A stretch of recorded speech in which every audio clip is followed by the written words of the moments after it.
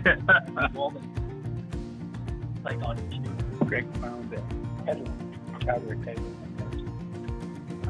New downtown condo highway.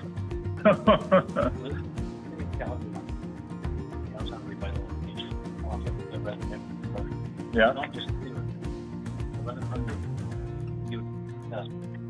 Is that right on 4th, or where is it? It's all through downtown. Oh, so it's several. Several, but it's all in the. Yeah.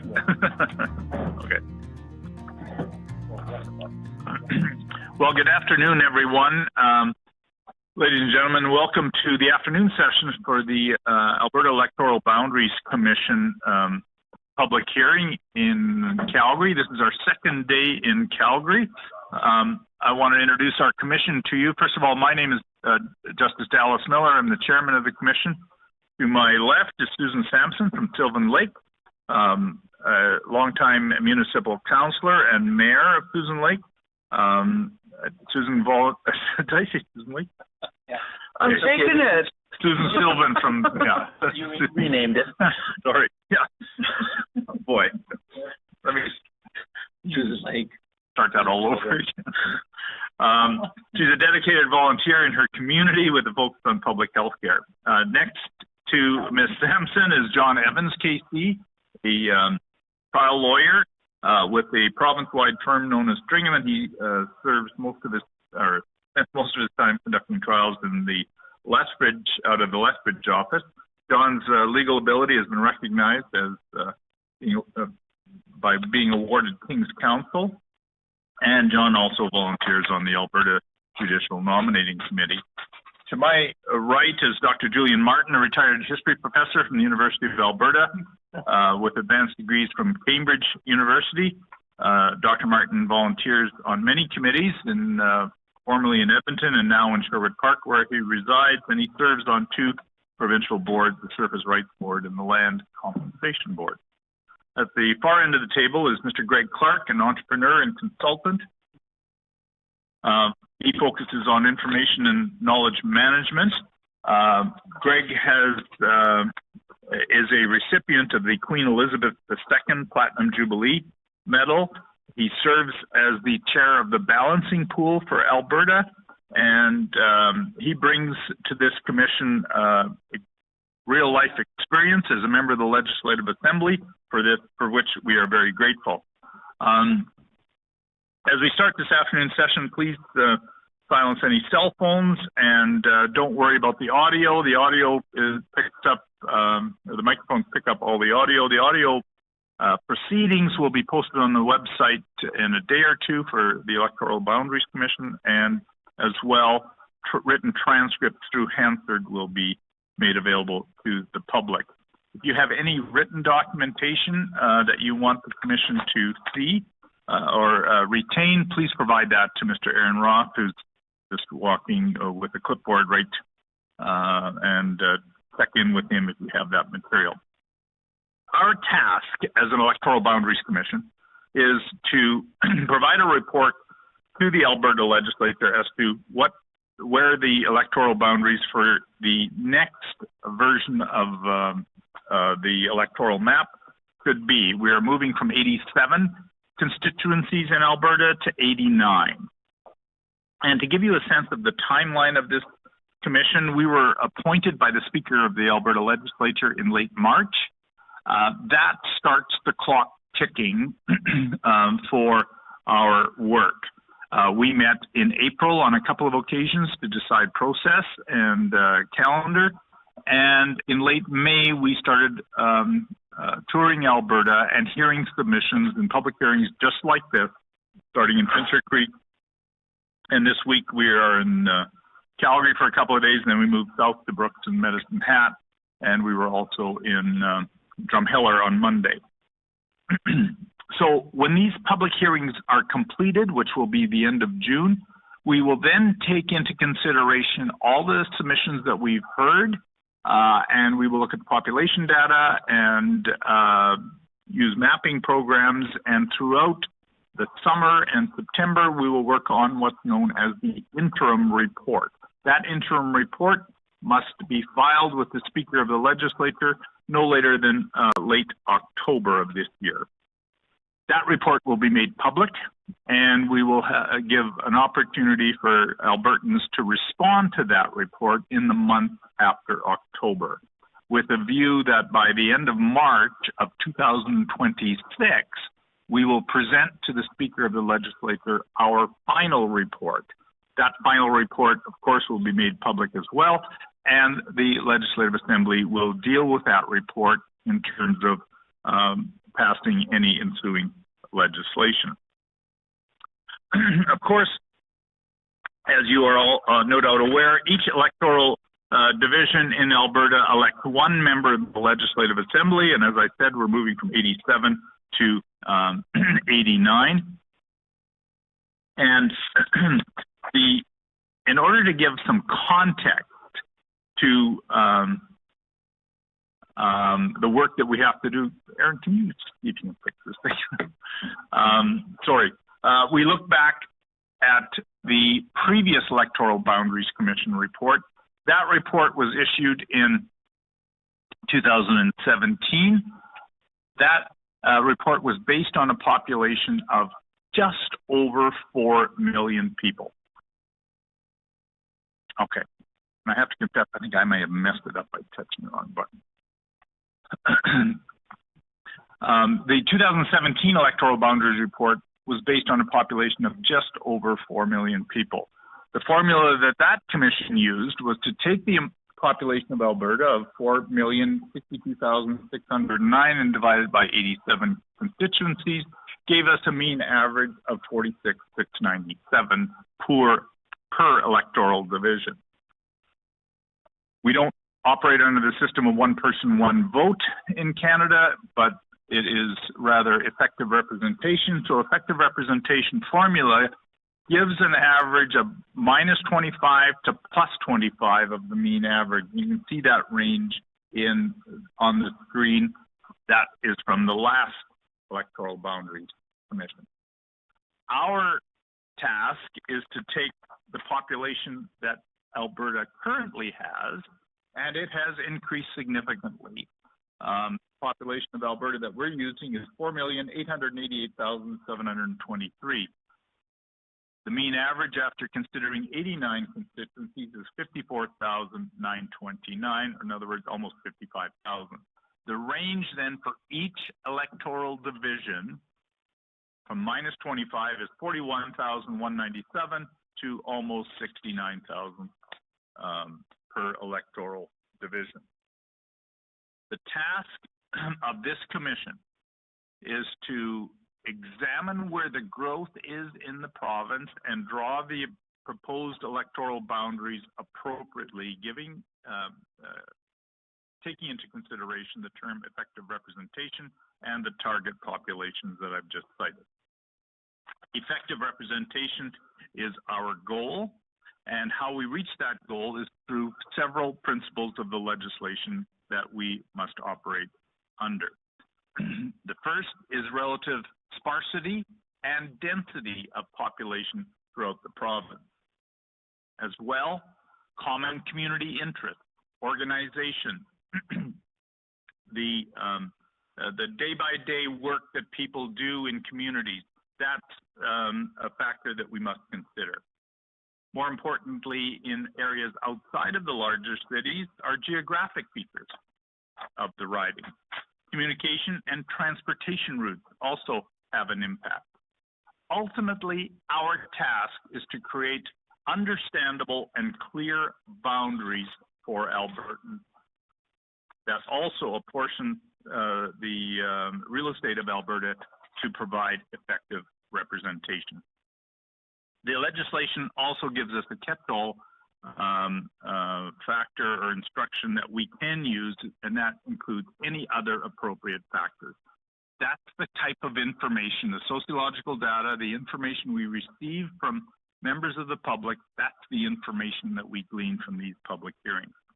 So with that background, that's our current map of electoral divisions of 87. We will draw a new map of 89 electoral divisions after our task is completed. And now we want to hear from Albertan. And thank you so much to everyone that's here that signed up. Our first presenter is, Miss Miriam Obst. Please come forward and have a seat at the chair to my left. Just identify yourself, tell us what electoral division you are from, and begin your presentation.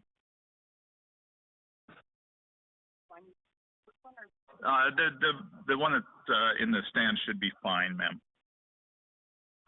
My name is Miriam Obst, and I live in Calgary, Alberta. Okay. I am retired, and my husband and I moved back to Alberta to be closer to our family. I have lived in several large and small cities in Canada, U.S., and overseas, and this has given me a unique opportunity to see a variety of elections and experience how they're managed. I grew up on a family farm north of Lethbridge and attended school in Picture Butte. It was a small community with distinct concerns.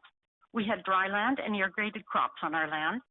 We had cattle, sheep, and other animals during my childhood. I saw how the farmers needed assistance from the provincial government during years of drought, and the good years seemed far between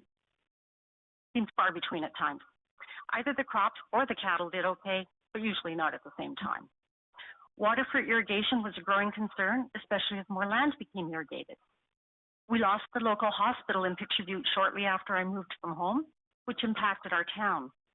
Several times we had farming accidents which required quick attention, and having a hospital within 30 minutes was invaluable. After I was married, we moved to Cold Lake and saw another part of the province. That region too had its own unique challenges.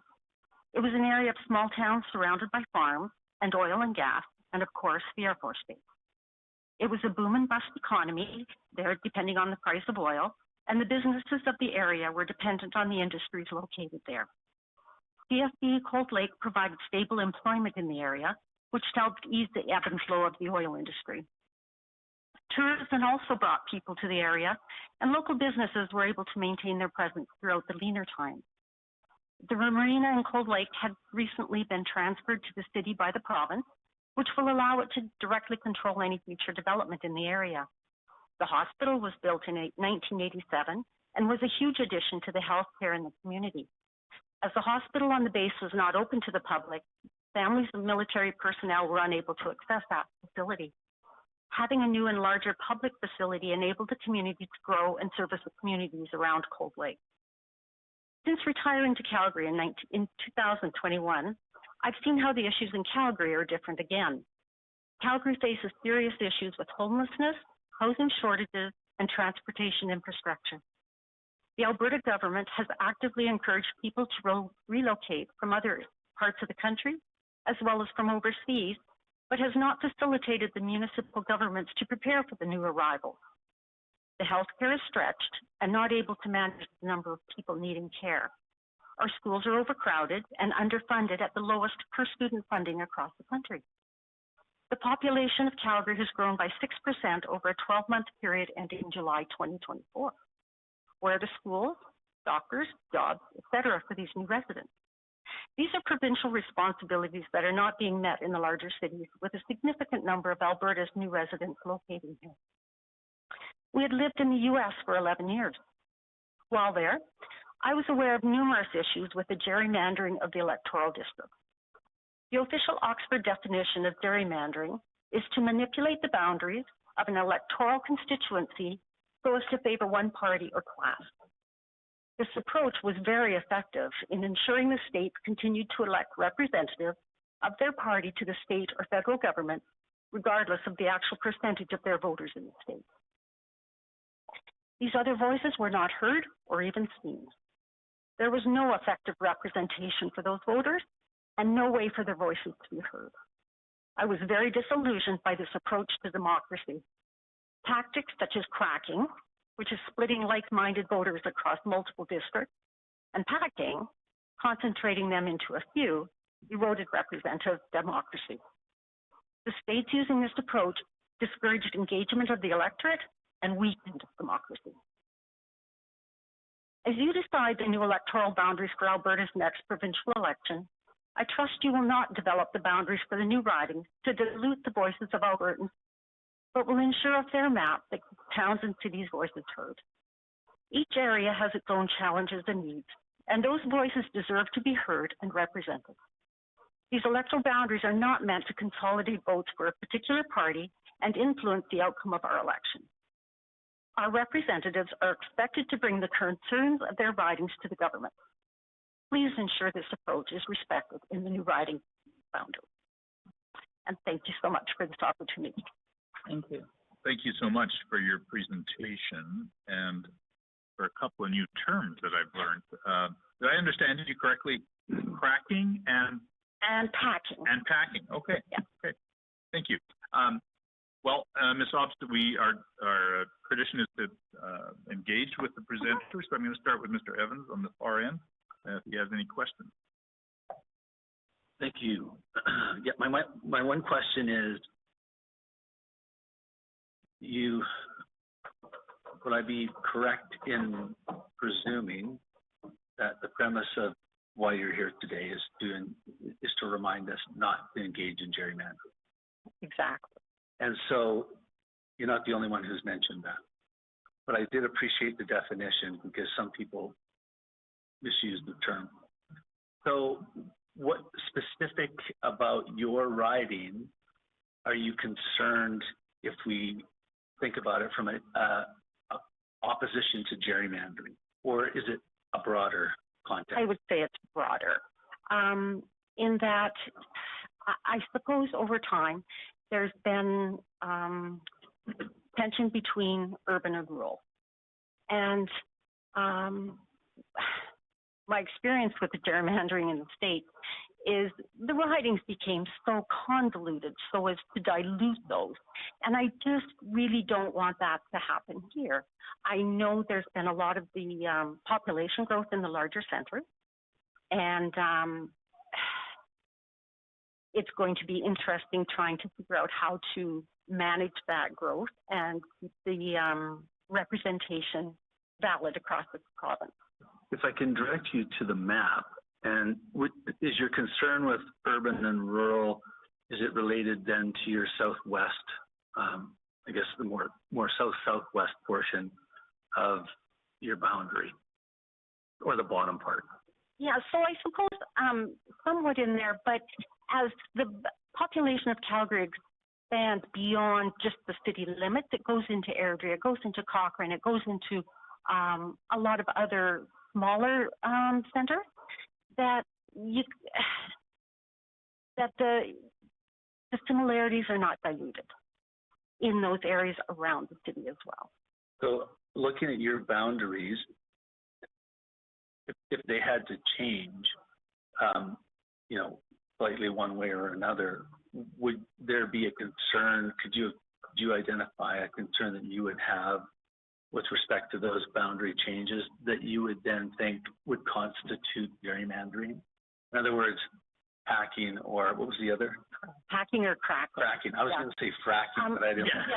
I didn't want to start a fight. Another rhyming word.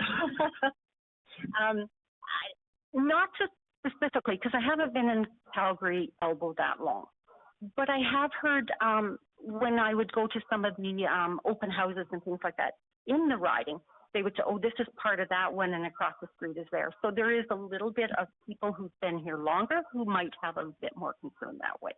Okay, thank you. Appreciate your answering all my questions. Thank you, and thank you for coming out today. I think that one of the things we're tasked with a lot of things, but one of the things that's important to me is clear and identifiable boundaries. Mm-hmm.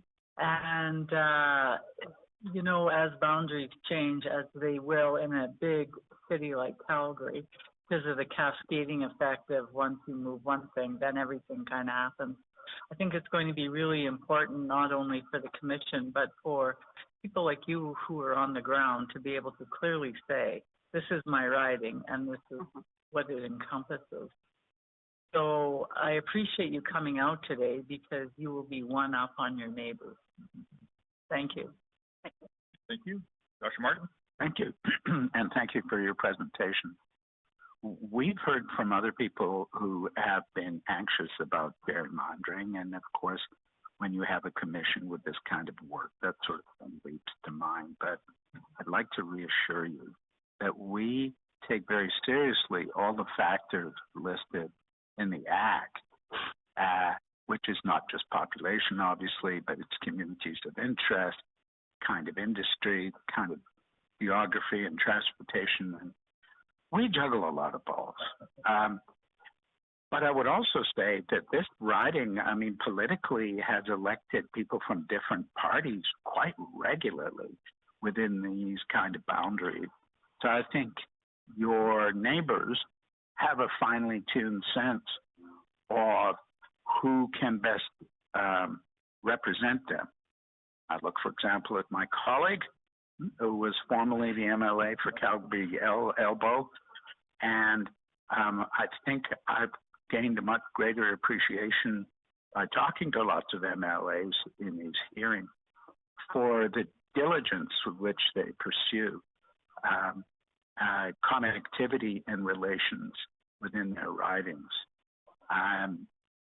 Your concerns remain your concerns, but I think the likelihood of that kind of thing happening is very, very low, except for those with the most jaundiced perspective. Thank you. Thank you. Yeah, thank you. I appreciate you coming out. This process is a very we were talking about it earlier. It's a very active act of democracy, I guess, to have these sorts of commissions. And just to build on what my colleagues have said, one of the fundamental differences in the way we're doing this in Alberta and in Canada and the way the Americans do it is we have commissions like this that are neutral, appointed by the Speaker of the Legislative Assembly, as opposed to the legislators or the politicians themselves sitting down with the maps and, horse trading with each other and sort of creating that situation. And we have the jurisprudence in Canada, back to the Supreme Court, the Charter of Rights and Freedoms. There's a pretty clear line in Canada anyway, from our Charter of Rights and Freedoms to the Supreme Court to the Act to this activity to the public participating. So, and just the nature of the conversations we've had and the questions, I've heard from my colleagues. I guess the only thing I can guarantee is that most people won't be very happy in the sense, not to say we're going to try to make everyone unhappy. Very, very difficult. We're not sort of in the make people happy business. But it doesn't feel like there's a thumb on a scale necessarily. It's looking at and taking the feedback, looking at both the map, the arithmetic, considering the relevant factors of effective representation. So we haven't drawn the maps yet. That's what we're about to set out to do here in a few weeks. But I think your point is important. I guess if maybe just take this as what I hope is some reassurance that I'm hopeful that we have a process here that's going to end up with a fair map at the end of the day. But at the same time, your concerns, I think, in particular, the comparison between Canada and the U.S. are helpful for us. So I want to say thanks for that. Thank you. And I'm really pleased to see the difference in the process in how those boundaries are established, because it was disgusting down there, let me tell you.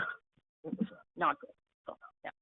Thank you very much. Thank you. Well, thank you very much for presenting. It's always helpful to have someone that has such a rich experience and background present to us. So thank you so much. You're excused, but to sit in the gallery, and if you can stay for the entire proceedings, that would be helpful. Maybe helpful, because if we have some time, that we might continue a conversation. So. I had emailed this copy to you earlier, because you do not need the... Yeah, we don't need it now. It's in our system, and we will be reviewing it again.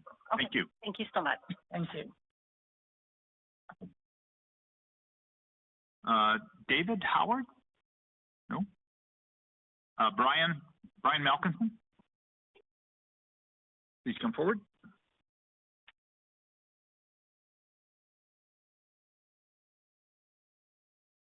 We were aiming for 7 minutes, correct?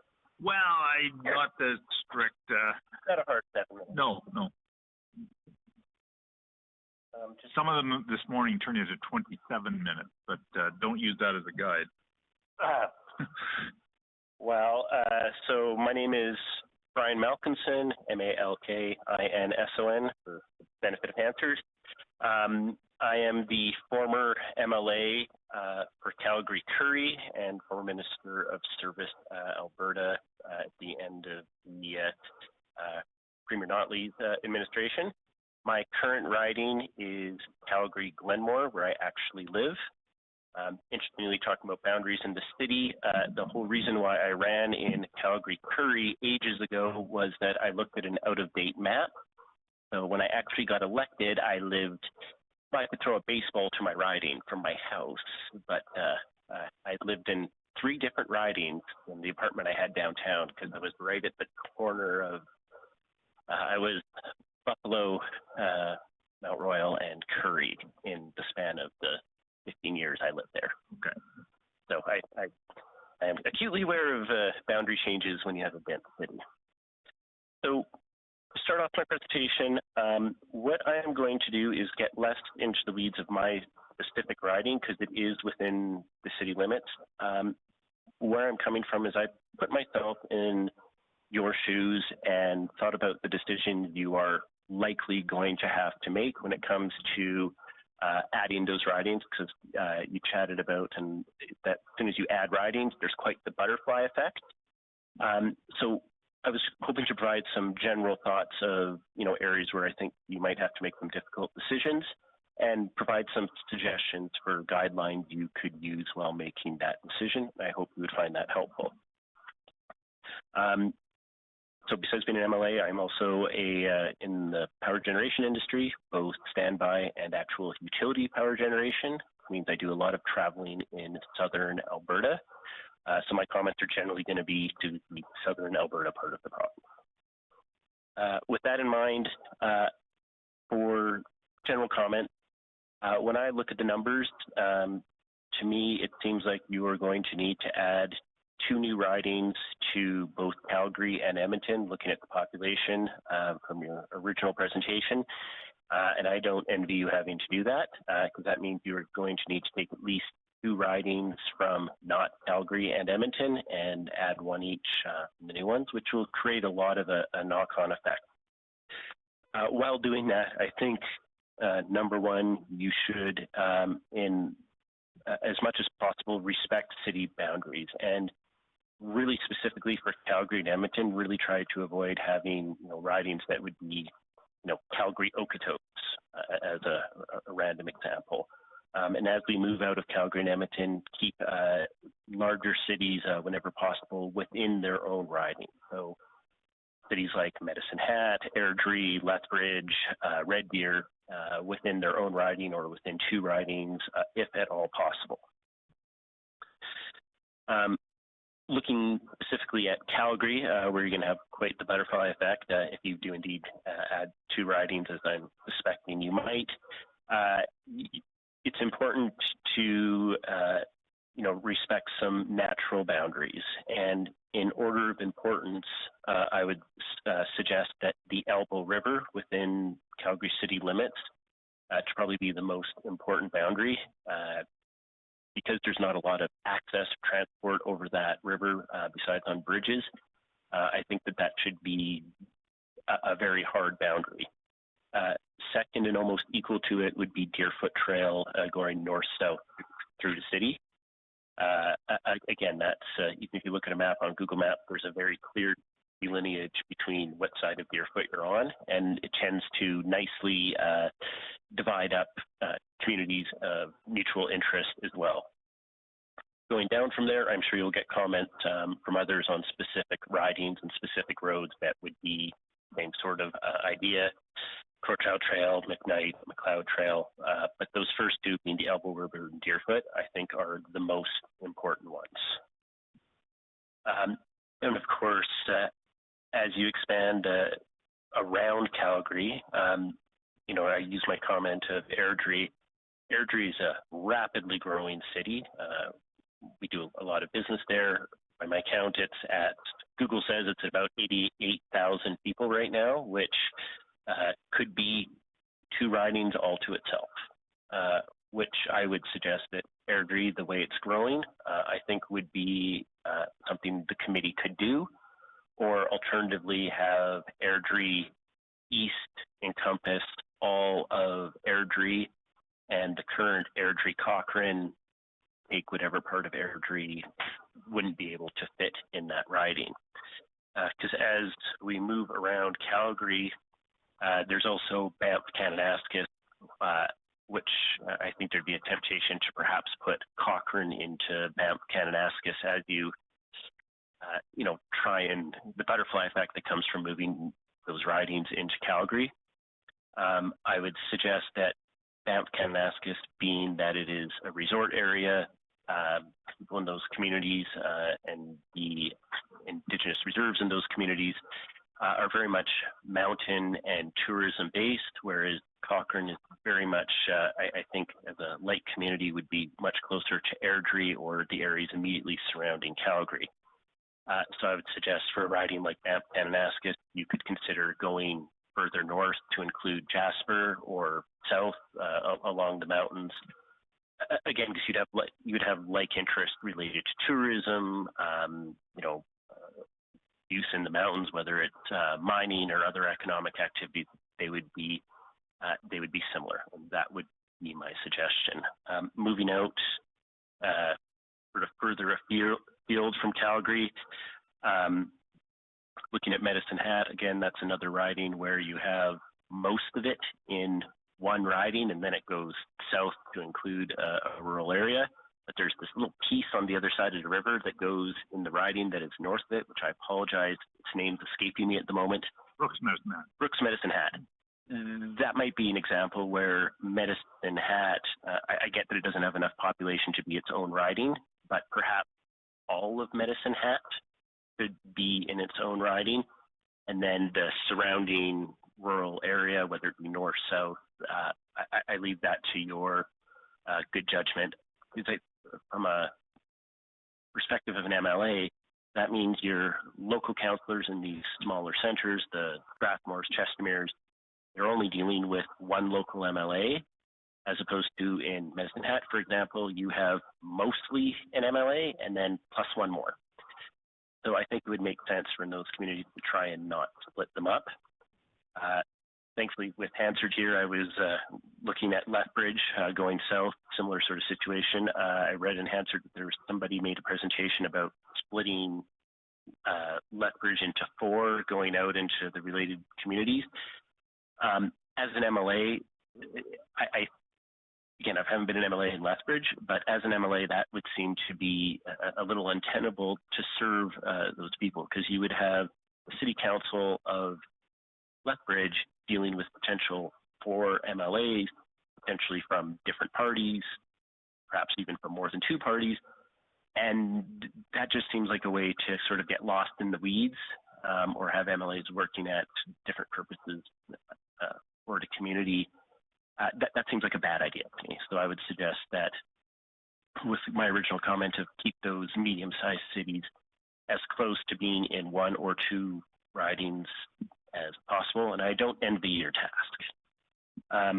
Final comment, as far as a general one for within Calgary itself, as Mr. Clark can attest, we were both MLAs at the same time, and during the Marda Loop festivals, his booth and our booth were on the same street, and we were still within our own ridings because we could look at each other across the street. So I get that you're going to have to make boundary changes. That means you're moving neighborhoods from one to the other. I would just ask that you try and keep the density of downtown Calgary type areas as much as possible within their own ridings. So a riding like Buffalo or Mountain View, more or less it's the same shape. Very deep south or northwest communities, again, they are somewhat homogeneous. Again, try and keep them in their own ridings as much as possible. And I know the butterfly effect of potentially adding 2, so I do not envy your job at all in that regard. So with that, that's my comments. I did spend some time thinking about this, and again, former MLA, so I'm happy to take any questions, theoretical, how you might deal with theoretical situations. And again, thank you very much for your time. This is an important part of democracy, and I'm glad the public is participating, and I'm glad we're here. Well, thank you so much. And I have to say, anybody that is gone back to Hansard and read a presentation already from the beginning. Hats off to you and thank you for doing it. But you understand, if you read through Lethbridge's presentation, it was at the end of the evening, almost like not a hand grenade, but it was a different presentation and interesting. And there's arguments on every side, but yeah, I know that you are engaged if you've done that. So thank you so much. And as I say, we always appreciate MLAs or former MLAs who have knocked on doors, walked the sidewalks, day in, day out, and campaign, because you bring a fresh perspective that we need. So I want to allow the commission to engage. Mr. Clark, do you have any questions? I don't actually know. It's good to see you again, and thank you for being here. I guess, it's as I said to the previous presenter, I think it's always really impressive. And again, I'll just maybe reflect on the kind of general, feedback we've received. As Justice Miller said, it's been a range of input. And I think a few things. People have acknowledged how challenging our job is. We hear that a lot. Undaunted, though, we'll take it on. So I guess I don't think I have any specific question, but I just appreciate you sharing your perspective on it, because I think you do bring a unique perspective, having been in the assembly and just having lived the implications of the boundaries. So I've written down most of what you've said, and we also, as you say, have got answered, so we can reflect on that as well. So thank you very much. I have no specific question. Okay. Dr. Martin? Thank you. Thank you for your presentation. I was a bit startled, you might expect, with the notion that we have 2 new electoral districts for Calgary on the one hand and 2 new electoral districts for Edmonton on the other, which certainly would make the math easier. But we are not allowed to do it. Where the Act specifies that there shall be 89 EDs. If I may clarify, Dr. Martin, what I was meaning by that is that in order to make the math work, 2 of those ridings would come from, basically there'd be 2 less not Alberta or not Calgary or Edmonton ridings.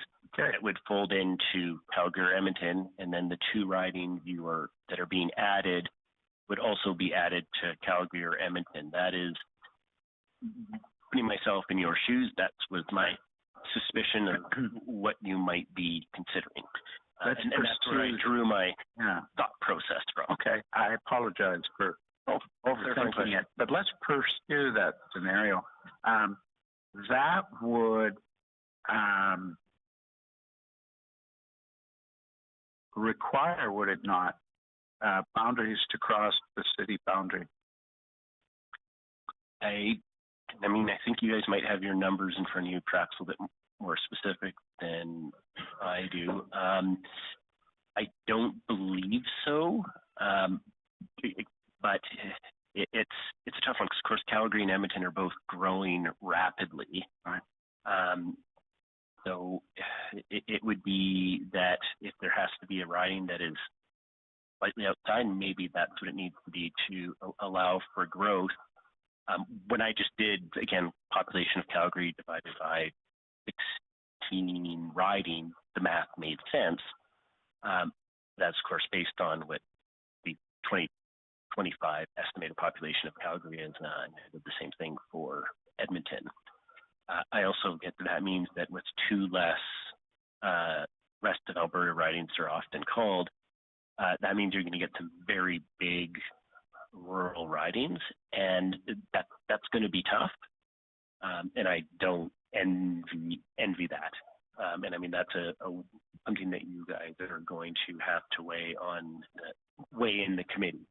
I think it's unquestionable that at least Calgary and Edmonton are getting more ridings, because it has to make the math work. I would suggest it's 2. That was my thought process.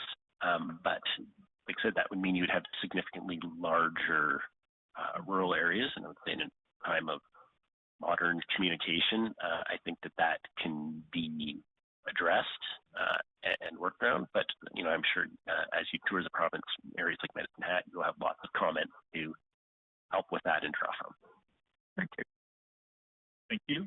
Susan, question?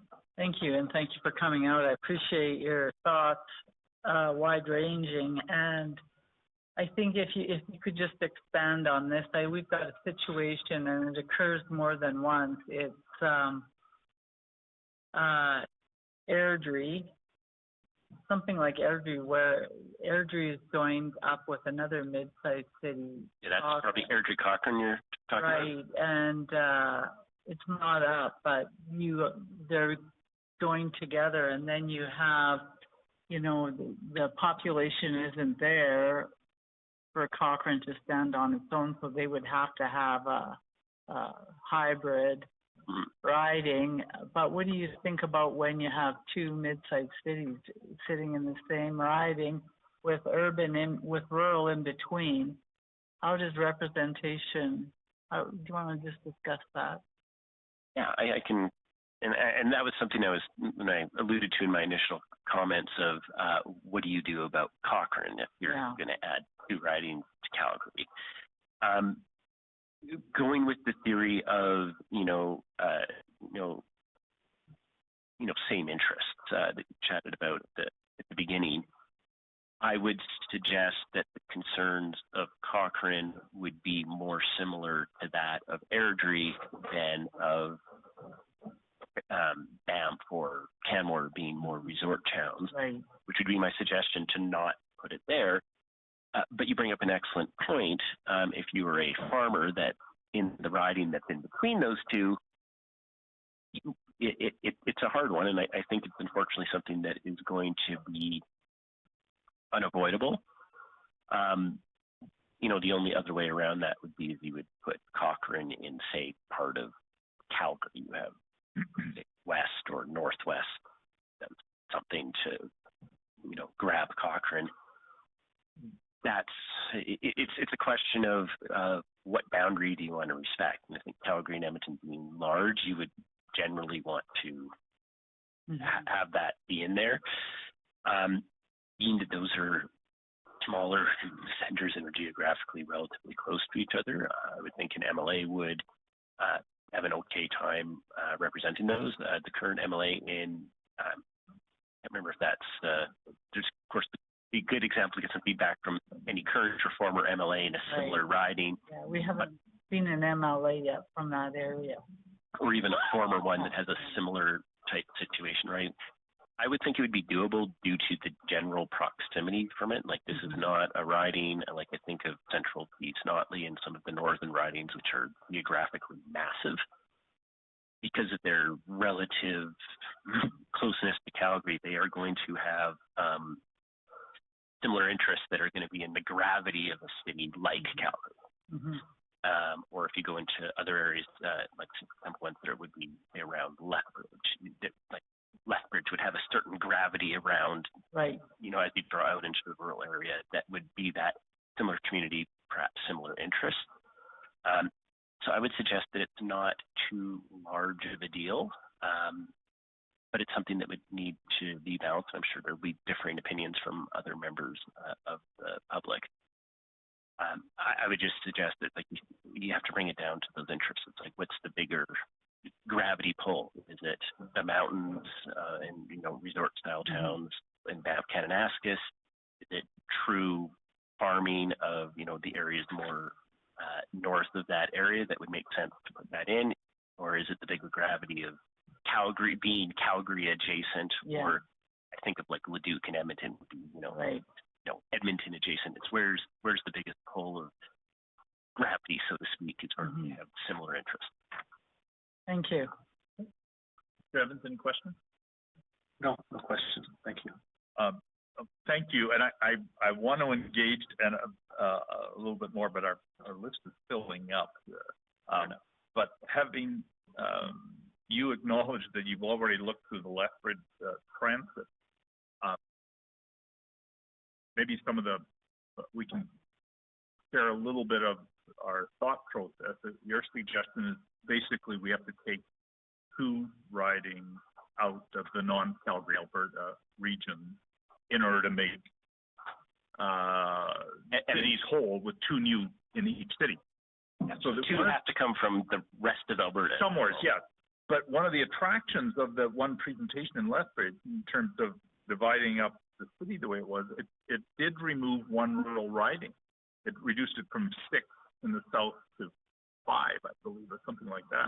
So that was certainly an option. But then you've got the countervailing problem of mixing a city that has never been part of a rural situation. But anyways, that's the struggles we face, and I thank you for your presentation. And if you can stay for the rest, and if there's time at the end, we can maybe continue the conversation. Really, well, I'd give my 10-second final thought if you'd allow it in that regard. Lethbridge is big enough that it should be in, have as much of itself as its own riding as humanly possible. No question. At the southern Alberta, there is a lot of farmland and similar small communities that I think would make sense to move the boundaries as appropriate than to, like I said, do 4 with Lethbridge, I think would be my suggested as a counterpoint, and I will aim to stay around. Yeah, and thank you for, you know that area, obviously, and so thanks for your input. Okay. Okay. Mr. Howard, David Howard.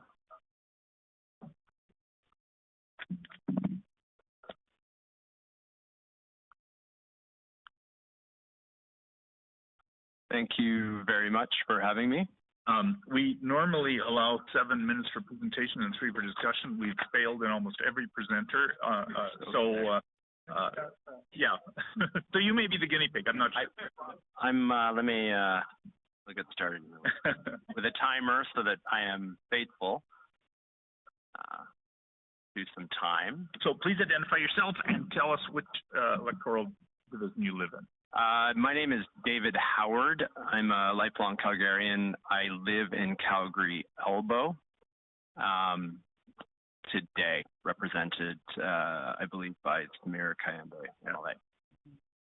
So I'm a citizen and haven't engaged in, I guess, civic duty ever, other than voting. So it's my first time being in front of a panel, but I feel compelled to maybe start to engage. First of all, I'd like to thank all of you for your service. This is a very difficult task that you have. And obviously, that came up in the last presenter, but just a reminder of why we are all here, and it's because we need to protect the trust in our democratic system, which across the world is under threat. So the message I would like to bring is that, very succinctly, is let's try to maintain, I'm going to borrow from President Lincoln, government of the people, by the people, for the people, that works with us.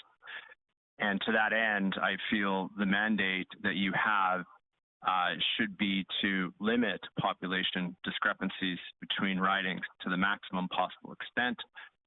I remind the panel that this is a common grievance that the people of Alberta use against the people of other ridings in Canada. And so we can live by example here. The other thing, too, is to remind the panel, as we are reminded, that democracy isn't just exact numbers. It must also be effective. And effectiveness includes taking into account history, geography, indigenous populations, etc. So with that end, I am piling on, so to speak, from the last presenter and strongly urging that large population centers be kept intact as culturally distinct, that we try not to mix rural and urban population centers to any sort of maximal degree, and then obviously limit the differences between ridings. And since I have absolutely zero experience in what you're doing and have none of the details like your past presenter, I am feeling like I'm a little bit unprepared. But I did manage to do some analysis quickly using the modern power of AI. And the robot told me, and it is a bot, so it is subject to hallucinations, that roughly if you constrain the problem to 89 seats, plus or minus 5% population difference between constituencies, it is an outcome of 2 extra seats for the urban Calgary Centre, 2 extra seats for Edmonton, 1 consolidating seats in northern Alberta by 1, consolidating seats in central Alberta by 1, and keeping southern Alberta whole. Now that's what an unbiased read from a AI agent would tell you. Obviously, your jobs are more difficult than that, but that would be my recommendation, and that is 1 person and several hours of work, and you've got a lot ahead of you. So in conclusion, I think that what I'm trying to do with my proposal is increase effective representation by keeping cultural communities together. There is also decreasing the risk of loss of voter trust in the electoral system. If electoral boundaries look funny, as we know from the United States and the level of gerrymandering that exists in the U.S., it erodes trust broadly in the population. And then thirdly is to keep this panel above the specter of, I guess you could say, partisan politics. So the difficult decisions that must be made should be obviously, I guess you could say, bipartisan in the end, and avoid that gerrymandering. And so that is my one citizen's opinion here, and I am 5 minutes and 5 seconds into the presentation, so have lived up to the 7-minute rule. So concluding remarks, thank you. The amazing help of AI keeps our presentation shorter. Yeah, there you go. Sir, you don't know how many times I lay awake at night thinking, is this the last in-person Electoral Boundaries Commission? Are we all going to be replaced by AI in the future? I'm serious. But anyway, thank you so much for your presentation. And you don't sound like a rookie in this business. Very smooth and very on-time presentation. But I am sure the commission has got some questions, and I'll start with Mr. Evans. Your questions were too hard on the last guy. No, he handled them, and he might get some more if we have time. Okay. Me specifically, or? No, just everyone. I thought the questions were very thoughtful. Oh, I'm a softball. I want to ask you about your understanding, or what you're trying to convey to us with respect to effective representation, and how you delineate the difference between effective representation in an urban versus a rural setting, and specifically why there's the trepidation on your part with respect to looking at a hybrid situation. Yeah, one of the thoughts I had when preparing this is actually thinking of an ideal state of mind. In my thinking, the ideal state of existence is my riding federally is the same as my riding provincially, and it's the same as my ward in the city. So it's very easy. You can have very easy linear demarcation of responsibilities. My problems are mine, but I know where to go to, and my neighbor's problems are all very similar to mine. And in the mixing context, I just think you get such wildly different challenges in communities. I spend a great deal of time in the community of Canmore, and I would say that it is their problems are wildly different in a lot of respects than the Calgary elbow, say, or I do not have a lot of experience in say farming sense other than driving around the edges of Calgary. I do have some experience from a work perspective, having worked in the oil and gas industry in and around Calgary, Turner Valley, etc. Just the issues are different, and the issues around farming, say, oil and gas regulation, more industrial land use versus the major issues that we have in a civic context could be relationship city of Calgary and the province of Alberta, civic infrastructure, etc. So I just think it's hard to get effective representation from an MLA that has to bridge such issue gaps. I got the sense that, and I want you to just clarify for me that you, in addition to the municipal boundary idea in terms of rural versus urban, that you are also focusing on the idea of voter parity. And I recognize those are two those are basically the two levers of contrast that this problem hinges on. So how set are you on the idea of absolute voter parity? Well, I think voter parity at so to prioritize, I would, and I think the experience in the United States, which has a very high voter parity in their U.S. House of Representatives districts. I don't know exactly what the stat is, but like they're almost even to the person, but they are really ineffective by the way that they are drawn out. So if you're asking me as a citizen, what would I prefer, pure voter parity or a geographic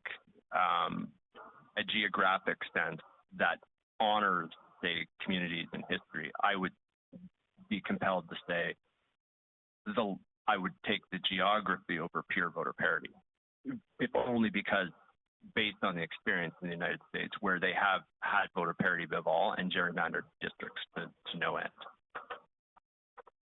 Thank you. Thank you. Susan? Thank you, and thank you for coming out. I think you had one statement, and I'm going to quote you, Thank you. Loss of voter trust when ridings look funny. When I got started on this and I started looking at the ridings, when you hit the cities, man, they all look funny. You know, it's only when you're out in the rural where you have the big spaces that you can draw nice curvy lines. And I think it's going to be a real challenge because clear boundaries are not possible when you have these high dense areas, and the numbers is the starting, it's not necessarily the priority measure, but it's the starting point of how we build the riding. Yep. And wow, loss of voter trust because Calgary looks funny. So does Edmonton. Yeah, so I haven't taken a close look at, if you ask my comment, I mean, yes, if the funniness, the strangeness of our riding pales in comparison to some of the most egregious examples you see out of the U.S. in terms of gerrymandered riding. So I don't see our riding as looking funny because my context is ones that are inexplicable. So I think the better way to put it as, especially in civic settings where you could have large swaths of land that are industrial in context, that don't have people in it, right? I think it has to be, I guess, believable that the best intention of the panel or the commission was to uphold the trust in our democracy versus what you see in the U.S., which are these really funny districts in civic settings that are drawn almost exclusively on, say, socioeconomic or ethnocultural lines within large cities. Mm-hmm. That's just not explainable. It's not believable to rational people that may not be part of it.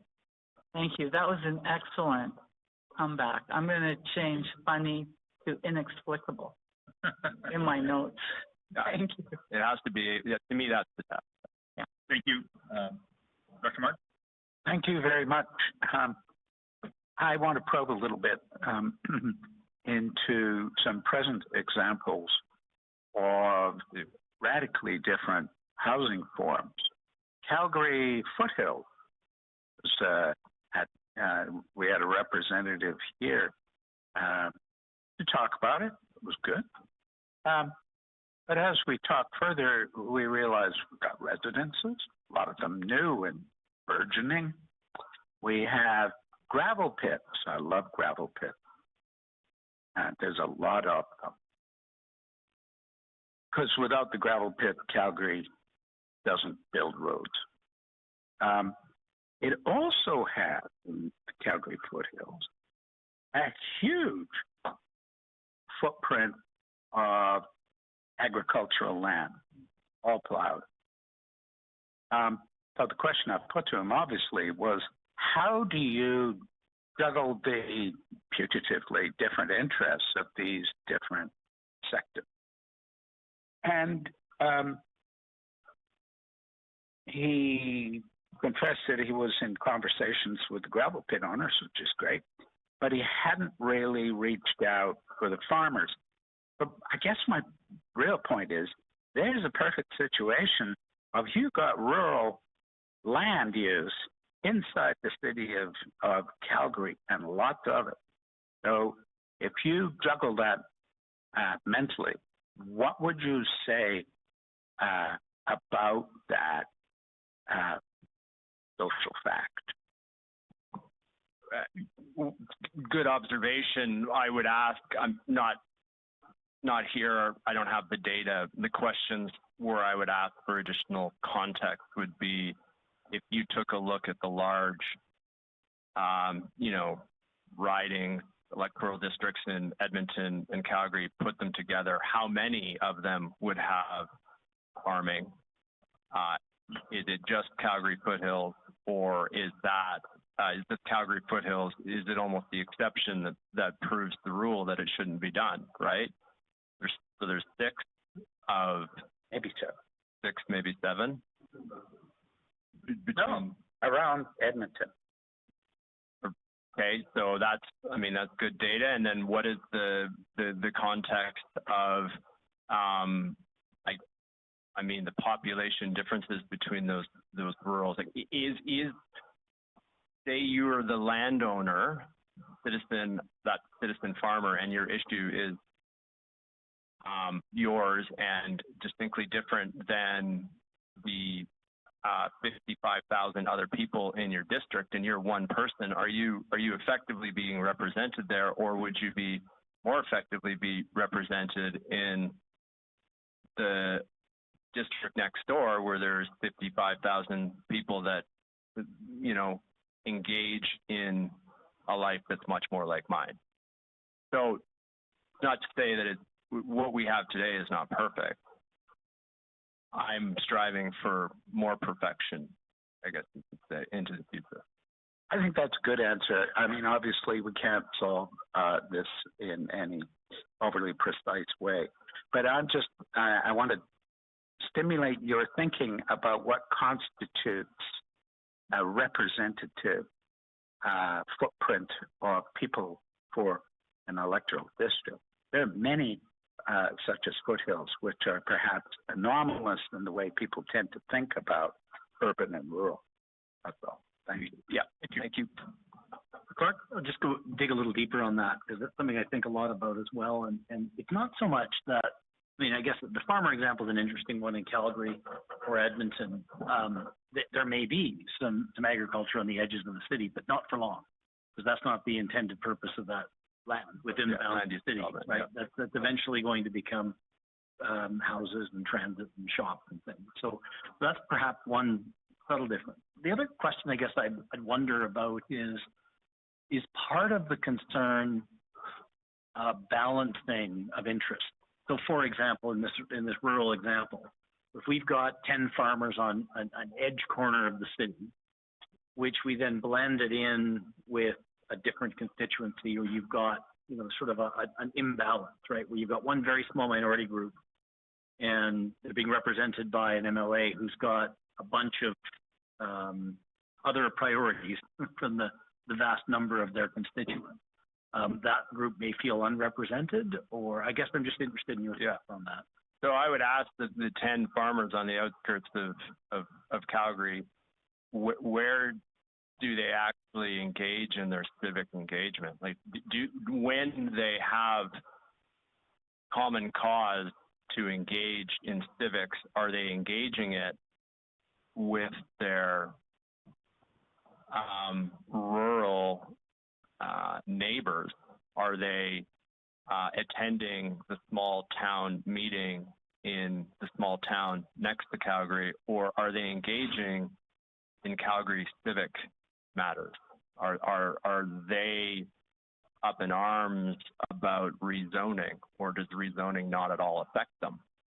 And so that's how I think you get the balance, is where those individuals would tend to engage in civics. Where are they going to? Are they going to Calgary, or are they going to the county office to raise their concerns about the roads nearby? Thank you. Well, thank you very much, Mr. Howard. Much appreciated, your views, but please just return to the gallery, and if you can stay, and if we've got some time, I'm sure we could continue this conversation. Perfect. Just parting comment, thank you very much. Like, the 5 of you are what makes this a great democracy, and so please carry out your duties, and we thank you for everything. By the way, you are the first presenter that brought a block along.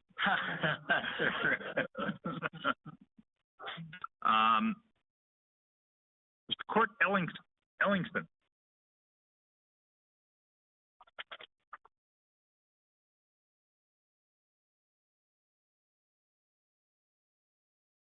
Please identify yourself. Tell us what riding you are from, although we have a pretty good idea already. Does this one also work? Yep, it does. Excellent. Hi, my name is Court Ellingston, and it's probably pretty easy to know that I represent Calgary Foothills in the provincial legislature, and I also happen to live in Calgary Foothills. And so, unlike the previous presenter, rather than bringing a bot into the presentation, I'm going to bring to the presentation a lot of onto the ground people, talking to people in the constituency, and door knocking roughly 35,000 houses in the last few years. So first of all, I do want to recognize that I appreciate that the work that you are doing is challenging. I appreciated, Dr. Martin, the questions that you had about Calgary Foothills, and I expect we'll talk a little bit more now that I'm here. But Calgary Foothills is also maybe like an example of a riding of like why we are doing this work. Right? It is a riding that where you can see intersections of different activities. It is also a riding that is growing in population very quickly. It's not the most populous constituency in the province, but it's up there, and the growth is high. So we'll get back to the slide that shows the 2016 population, 24 population. So in part, like that's why you're doing your work. And I wanted to talk about the kind of the fabric of the communities. We can talk maybe a little bit later in Q&A of like where the growth is happening and what that looks like. I just wanted to talk a little bit about the fabric of the community and the work of keeping communities together and acknowledge some of the challenges that are there in keeping cultural communities together, in keeping kind of like urban and rural maybe where they may have similar concerns and issues and questions. And also, like, I will also, like, if there are any questions around voter parity, I grew up in Central Peace Notley. I grew up in Valley View, Alberta. I was just there this past weekend. It was a fantastic weekend in Valley View and Grand Prairie celebrating Pride. It was amazing to be back home. And so I also know that when it comes to voter parity, I represent a constituency that has twice as many people as Central Peace Notley. But I also know that it takes 5 hours to travel from one end of Central Peace Notley to the other. So I wholly appreciate that you can't just, you know, like wave a magic wand and make a Northern Alberta constituency the same population as Foothills. Becomes very challenging because the physical distance between communities becomes almost impossible for an MLA to manage. I get that. So talking a little bit about, like, what are some of the things that people think about in Calgary Foothills? And one of the big things that they talk about in Calgary Foothills is schools, access to schools, where their kids go to school, and just kind of like the challenges that they face there. And this is something that unites Calgary Foothills, even though there are some differences between communities. So when we look at the communities north of the Ring Road with respect to schools, Sherwood, Concora, Nolan Hill, Sage Hill, and now Glacier Ridge. So we're talking about 5, and I'll also carve off the piece of Evanston that we have. There is not one Calgary Board of Education school in any of these communities. And so the people who live there, the parents who live there, it's one of their biggest concerns. And I think that it helps them maybe like with that unified advocacy of, they know that they currently have an MLA that across the riding, that is something that they are unified on that issue. And it's a very compelling way for them to come together and advocate and have conversations with their MLA.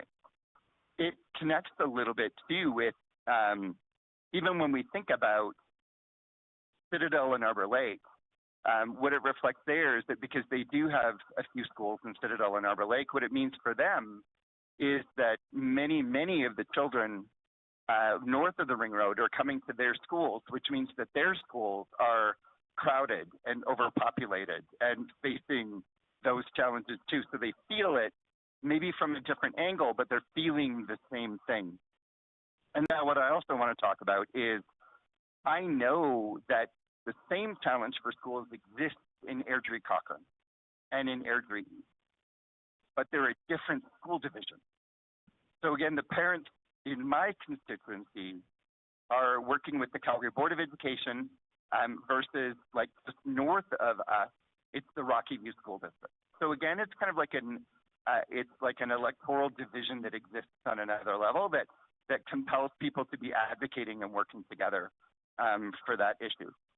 And schools matter deeply to my constituents.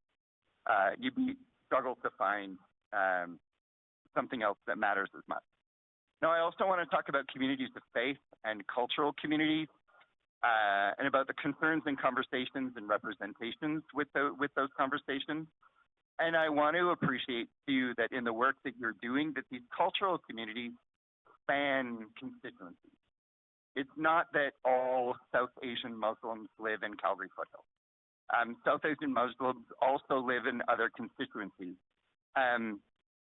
But Calgary Foothills is a little bit unique in and of itself in that it's an incredibly diverse constituency. Approximately 65% of the population of the constituency is not white. Sorry, what was that percentage? It's like between 60 and 65%, like 62, 63 maybe, that is not white.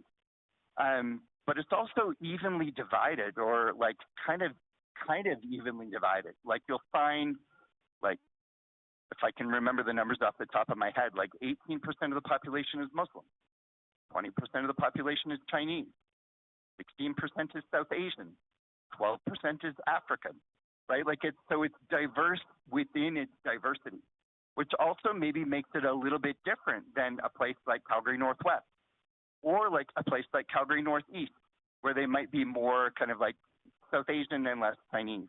So that also kind of, that diversity within the diversity makes Calgary Foothills a little bit kind of unique and special compared to the others. But now what I'll also say is like that the gathering places of where they come together, right? Like, so Calgary Foothills has not a mosque, but a place of prayer. And so it is a gathering place for mostly South Asian Muslims, that they have a singular gathering place in Calgary Foothills. And you kind of think about too of like what that gathering place means and how those people are coming together and what that means for their approach to and their understanding of provincial kind of the electoral process. African and Caribbean communities are also maybe, again, not specifically unique to Calgary Foothills, but you will see that is an element that you won't necessarily see in Edgemont or Beddington, maybe a little bit northwest. But I'll talk with respect to the African and Caribbean communities, the relationship between us and Northwest. We have the Royal Vista Business Park, which if you were looking at the map, you would be like, why is the Royal Vista Business Park a part of Foothills and not part of Northwest? Well, you might also notice in the Royal Vista Business Park a lot of halal stores, African stores, South Asian grocery stores, and they're serving mostly people who live in Calgary Foothills because that's where those communities live. They don't live in Tuscany, right? So that's maybe that was something that you were thinking about 8 years ago, about why you put Royal Vista with it, because that's where the people who live in Calgary Foothills, it's where they go and gather and where they stop, which is kind of interesting. And I'll also say that when we're looking at not just urban-rural divide, but I think you'll look at and see that the cultural diversity of Calgary Foothills is maybe different than Airdrie Cochrane. And that's what is kind of like a separation between the two. And I think when we're thinking about these cultural communities and the previous speaker, if you are in a constituency where you're a small cultural group within a larger cultural group within an electoral constituency, you may feel disenfranchised. You may start to feel like, does your vote matter because you are different than everybody around you? And that's maybe what makes Foothills so special, is that disenfranchisement maybe disappears a little bit in Foothills because you see like kind of like an equal representation between all of those different groups. So a little bit with the urban and suburban in those neighborhoods, how they might see things differently. They may see the relationship of environmental concerns, social justice causes, maybe viewed differently in urban areas than in rural areas. And I think we can talk a little bit, because I'm probably over time in the Q&A of like, how am I serving the rural parts of Foothills, and do they feel like they belong to Foothills, or do they feel like they belong to Airdrie Cochrane? Might be a valid question, because they may have different perspectives on what they feel is important and how they want to be represented. I'm behind a couple of bit on my slides. But now I also want to talk about natural gathering spaces in Calgary Foothills, and this is kind of like one of the important things. The newer communities in Calgary Foothills do not have community centers. They don't have community halls. The only physical gathering place for the communities north of the Ring Road is Simons Valley United Church. And you'll see in that church that both, from a faith-based perspective, it brings together both Christians and Muslims. They both use it as a place of gathering, at a place of prayer, at a place of community. The only community halls that we have are in Citadel and in Arbor Lake. And so that kind of ties together south of the Ring Road and north of the Ring Road, in that if you live north of the Ring Road, you're probably going south of the Ring Road, again, for some gathering places, because only Arbor Lake and Citadel have community halls. And so I think the commission also needs to think about what are those gathering points? What are those gathering places that bring people together? Because in those places, they will also talk about politics, right? And that might break apart, like that might break down some barriers of cultural barriers that might exist because they come to that physical place and they're together in that physical place, and that's where they're going to talk about stuff that they care about.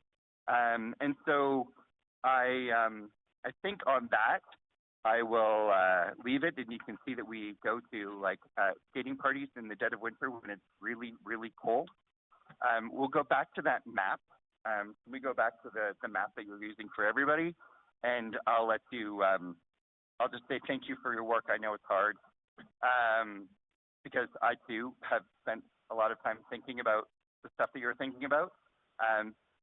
You know that my writing is a little bit different than maybe some of the others. So let's put up that map and hit me with some questions.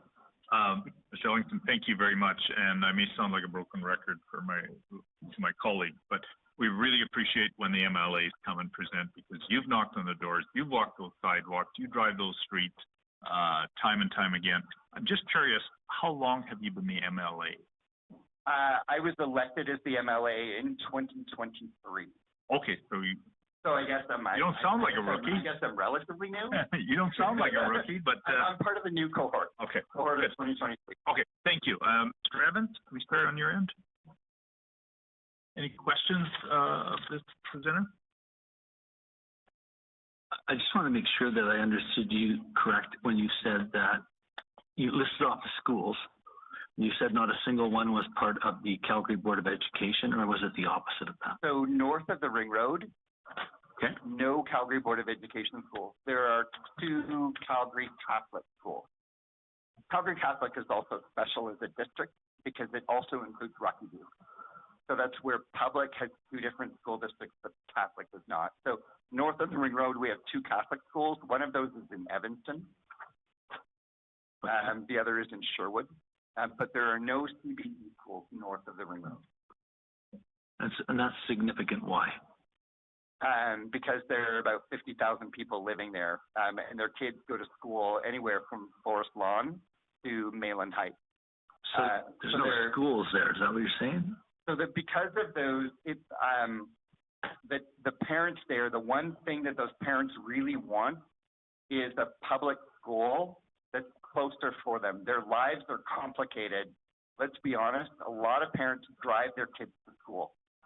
And their lives are complicated, taking one kid to Mayland Heights, another kid to Huntington Hills, and then they drive downtown to get to work, or something like that, right? Like it is an issue that unifies them in the challenges that it presents in their life.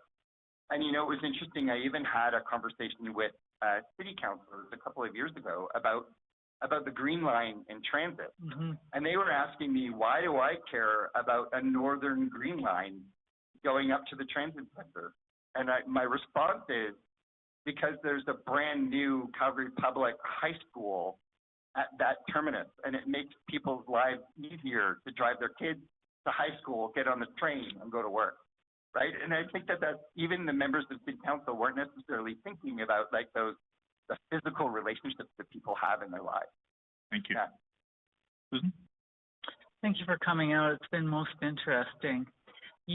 Earlier in the day, the CA spoke to us about the riding. Yeah. And and I enjoyed his presentation too and learned a lot. But one thing I want to ask you specifically, because of the population that we're faced with in your riding, we had focused in on Evanston, to talk about pulling it into the neighboring riding. Mm-hmm. But we also got talking about Citadel and Arbor Lake, and now after listening to you, I'm not so sure that we should even contemplate that, because I'm not sure what the population numbers are when we start taking Do you know what Evanston is?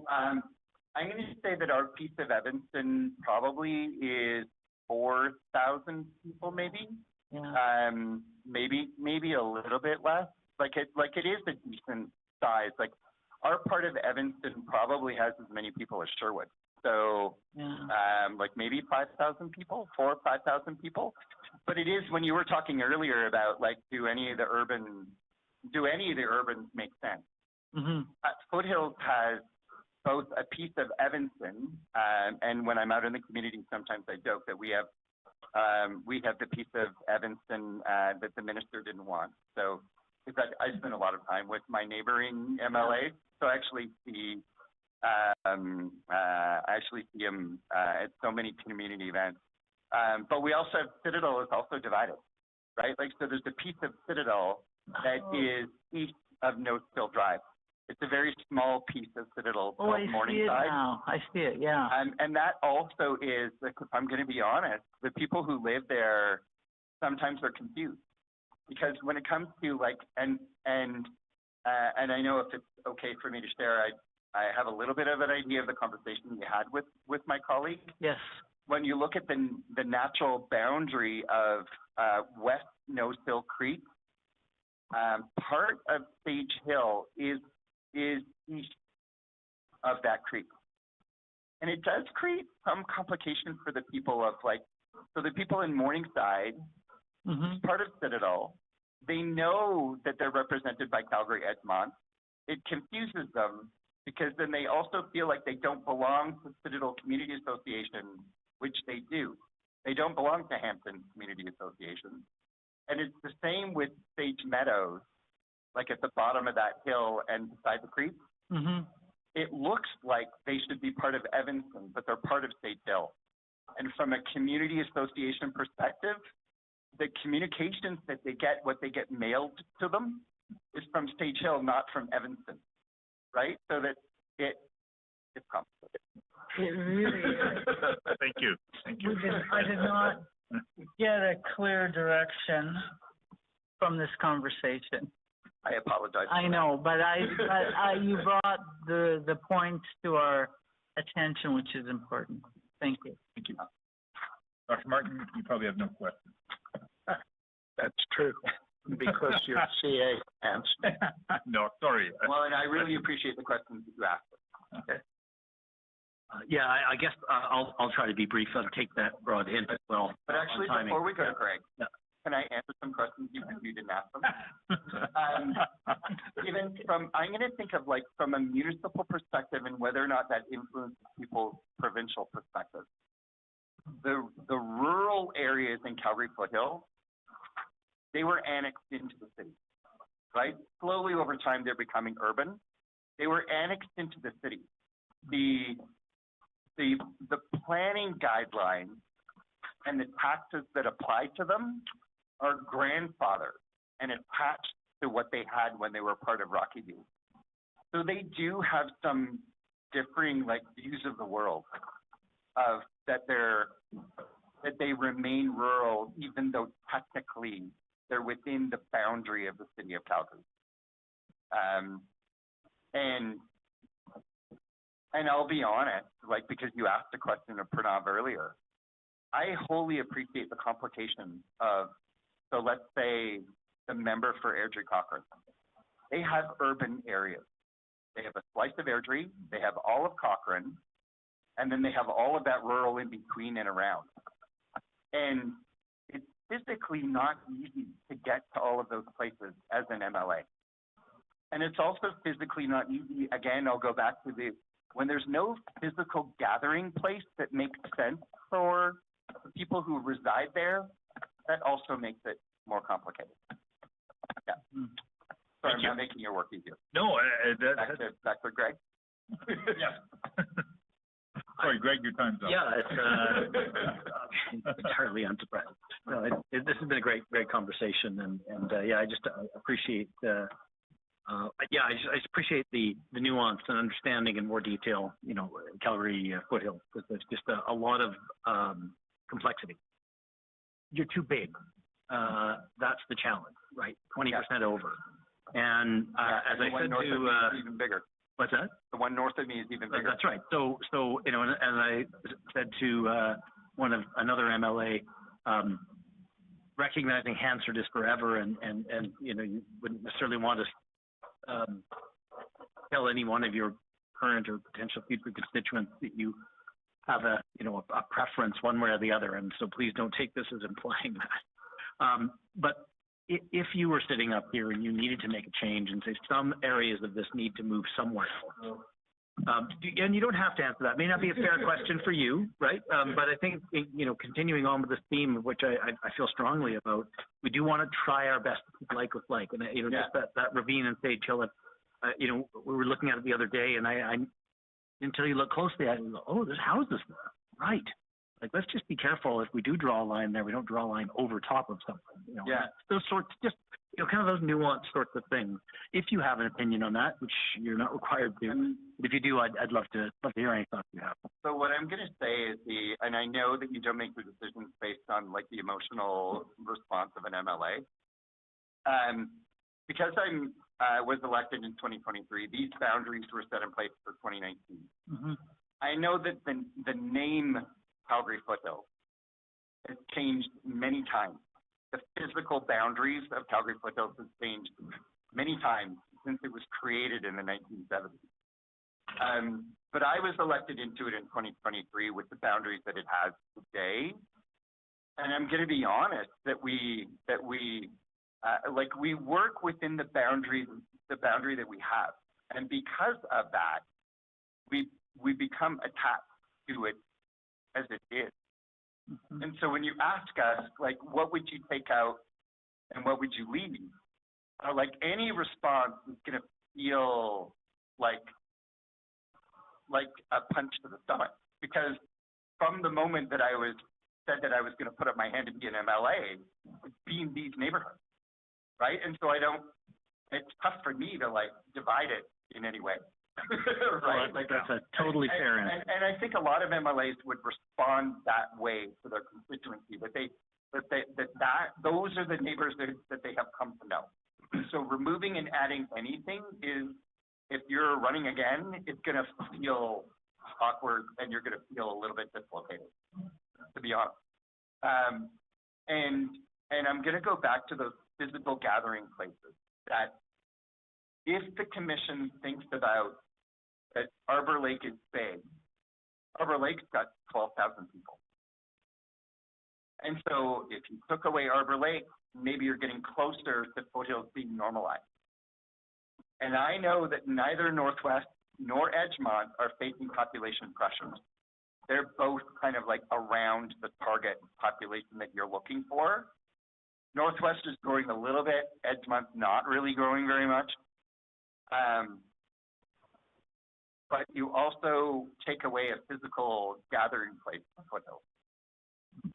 Almost all of, like, without a fault, almost every single indoor event that we have is in Arbor Lake, because it's the only physical gathering place that we have. And so if Arbor Lake disappears from Calgary Foothills, it becomes very challenging. Now, anywhere we go to gather is outside of the community of Calgary Foothills. So I'll just say that. That's really helpful. Thank you. Yeah, that's rock and hard place. Is that what you're saying? I'm saying that it's rock and hard place. Yeah. And I also know that, but we are growing quickly. It's not just the addition of Glacier Ridge. Sage Hill itself is still going to add another 4,000 or 5,000 people. The density in Sage Hill is markedly higher than the other communities. Okay. Well, thank you. Thank you very much, Mr. Ellingson. Much appreciated. You're excused, and do please stay if you can, because if we have time at the end, we'd maybe continue the conversation. I really love listening to the two people before me, so I'm going to try and stay for one or two more and see what they have to say. Great. Craig Hutchinruther, please come forward.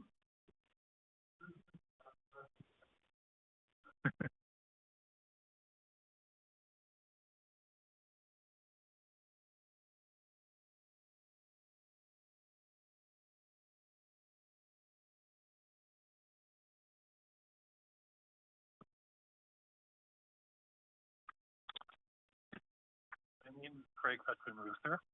and I live in Calgary, Edgemont. A bit about myself. I am a dual citizen. I grew up in the U.S. and moved to Canada when I was about 21. And so the majority of my life has been as a Calgarian. I've lived in Calgary my whole time in Canada, in various neighborhoods. I work as a musician. I'm a violinist in the Calgary Philharmonic. And my political identity over that time has been, once I became a citizen, which I did some time ago because I feel that one ought to participate where one lives.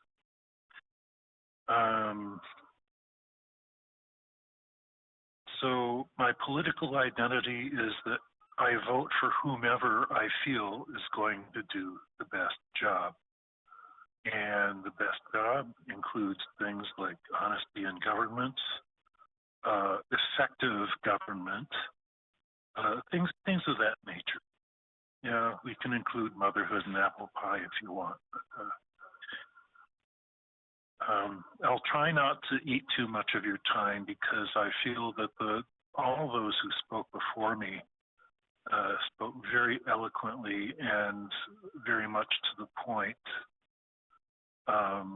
I do want to underscore what the first speaker was talking about with gerrymandering. I grew up in Detroit, Michigan, and one of the things that I found that really fractured democracy was playing games with the electoral process, whether that be creating bizarre-looking electoral boundaries or things like not making polls accessible to certain neighborhoods and certain ethnicities. And over time, what this does is it creates a lot of cynicism, or to use your word, Dr. Martin, jaundice view of things. And so I know you've heard the message about no gerrymandering, no jiggery-pokery with boundaries or trying to have politicians choose their electors. So I won't weary you any further about that. I will point out, when I think about electoral boundaries, I don't envy you people the decisions you need to make, because you're shooting at a moving target. Yesterday's maps are not the same as today's, and they won't be the same as today's tomorrow. And, I was looking at a neighborhood like Calgary North, which currently is one of the smaller in terms of electors. But every time I turn around, I like to ride my motorcycle up that way to get out of town. I see more and more buildings, more and more houses. And so very soon, it's going to be a full-size district.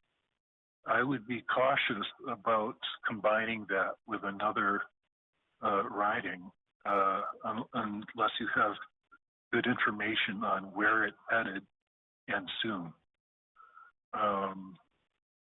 I would say the same thing about courts riding. I believe not so long ago, courts riding, Calgary Foothills, was smaller than Calgary Edgemont, and now I think it's actually larger in terms of number of electors.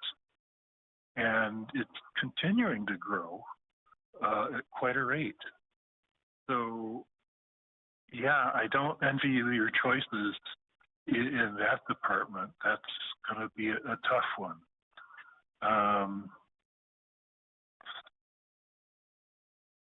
And in the interest of not making you listen to the same things over and over again, I'm going to cut it short right here because other people have spoken most eloquently before me. Well, thank you. Thank you for your comments and your courtesy, I guess, which is much appreciated because then we can have more fulsome dialogue. So I'm going to start with Mr. Clark on the end. Yeah, thank you. Thank you for being here. And I'm interested in just digging into a little bit more about Edgemont specifically. You're our first presenter from Edgemont. And Mr. Ellingson noted it seems Edgemont is growing at a slightly lesser rate. Stands now your numbers, and take this please as the compliment in which I intend it. You are almost the most average in the province. Not quite, but very close. You're right on, almost exactly on the number. So I'm just interested in sort of what you can tell us about the growth projections. Are you expecting growth, or is it maybe not even absolute growth, but perhaps relative to the rest of the city? Do you have any insights on development pressures and potential future growth in Edgemont? I look at the boundaries as being evidence that the preceding commission did its job well. And I hope for similar results from this commission. And I think that Edgemont is going to be fairly stable. When I look around the community, there isn't that much room for new development. And there's a hill behind us, which I hope forever remains a green space. And it would be most impractical to build on anyhow, being a hill and all. I think, there will be some inevitable pluses and minuses when some buildings come down and others go up. And I think it's going to remain fairly stable, is the short answer. Okay. Thank you. Martin? One, an impressionistic question. It's about the neighborhoods south of Nose Hill and the neighborhood to its north and northeast. Are they compatible? I wouldn't want to pretend to have a learned answer to that. So, what defines compatible? I know that in Edgemont, like Foothills, we have quite a diverse population represented by many ethnic groups and religions, and I would describe us as compatible. So I would be wary of packing and cracking, like the first speaker brought up. I love those terms. And I've seen what happens when they are put into use, and it's not pretty. I grew up with it, and I don't wish it on anyone. Thank you. So there is one other thought I wanted to underscore regarding the urban and rural. Being urban, people around me tend to focus on what this would do to the urban people and the representation. I also have friends that live in rural districts, and I can only imagine how frustrating and annoying it would be for them to be lumped in with a city. Totally different things that they need to have represented. And so I just want to add that in to the arguments you've already heard. No questions, but thank you for the presentation. I appreciate your time. Don? No questions. It's unfortunate you didn't bring your violin. Yes. Yeah. You could have done your presentation and song. Well, I would instead invite you down to Jack Singer Hall next fall when we start playing again. Okay. We'll have some good programs. I'm going to pencil that in. Thank you. Thank you so much. And I know it's easy to take pot shots at our friends Unfortunately, my fellow citizens south of the border are making it all too easy. Yeah. And but I have to acknowledge the blessings of the difference between us Canadians, and we have not gone the route of one person, one vote that forces this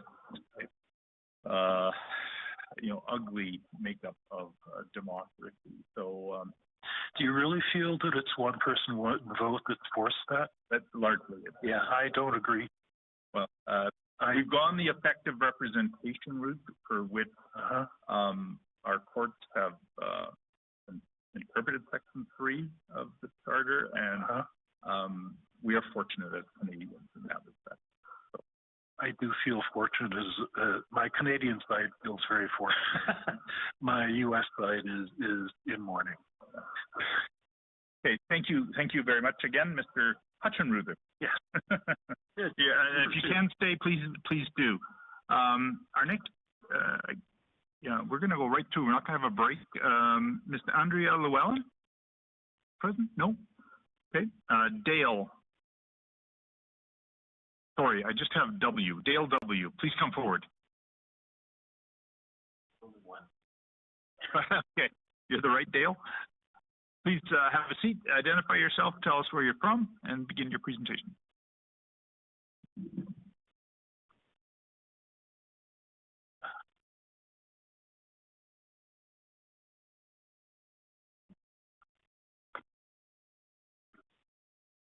Good afternoon. Can you hear me all right? Yep. Good afternoon. My name is Dale Washerall. I'm a retired professional engineer, and I live in the riding of Calgary Elbow. I'd like to suggest boundary adjustment to Calgary Elbow electoral district that would better reflect the principles of effective representation, community identity, population balance, geographic consistency, and clarity. Sounds familiar. Thank you. Under the principle of contiguity and clarity, I recommend removing Glamorgan from Calgary Elbow. Glamorgan is not physically contiguous with the rest of the riding. I've heard some words described this morning, how the ridings are a little bit erratic. It lies west of 37th Street, and it's separated by major roads and disconnected from the communities that form the core of Calgary Elbow. It really belongs, more logically with adjacent western neighborhoods in another district. Secondly, I also proposed removing Lower Mount Royal. This neighborhood is highly urban and shares far more in common with the dense downtown-oriented communities of Calgary Buffalo in terms of housing, transit patterns, and lifestyle. Keeping it in Calgary Elbow undermines community identity and effective representation, and its concerns are very different from the other more suburban and mid-density communities. In addition, Lincoln Park, while small, it's more aligned with military, institutional, and post-secondary uses, and its population profile is notably different. It fits better with the adjacent district of Currie, and removing it allows Calgary Elbow to consolidate around communities with more similar characteristics and concerns. While removal of these three areas slightly lowers the population of Calgary Elbow, we can restore balance and respect the principle of relative population equality by making thoughtful additions with other contiguous and more aligned communities. The Lakeview community is a natural fit, and it is currently split across the electoral district. It sits directly south of the existing Elbow communities, and it is closely aligned in demographics and community concerns. Secondly, Richmond Nob Hill could also be included in Calgary Elbow.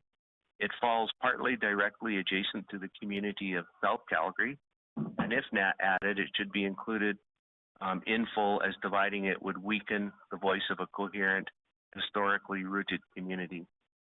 These changes result in roughly the same population representation as currently in the district, and allows for expected growth in the area of in and around 3,500 people, resulting from announced municipal policies, including the West Elbow Local Area Plan and blanket rezoning. Together, these changes strengthen community cohesion, maintain geographic logic, and meet the required populations of electoral fairness. Most importantly, they align with the community's responsibility to draw boundaries that respect how people actually live and engage with their communities. Thank you for your time and your commitment for upholding democratic integrity in Alberta. Thank you. I also have, I went to the time here of drawing a nice little map of, you know, what that would include. Oh, your proposal? Yeah. Oh, well, could you, you have a couple to just give us here? I do. I made 2 copies here.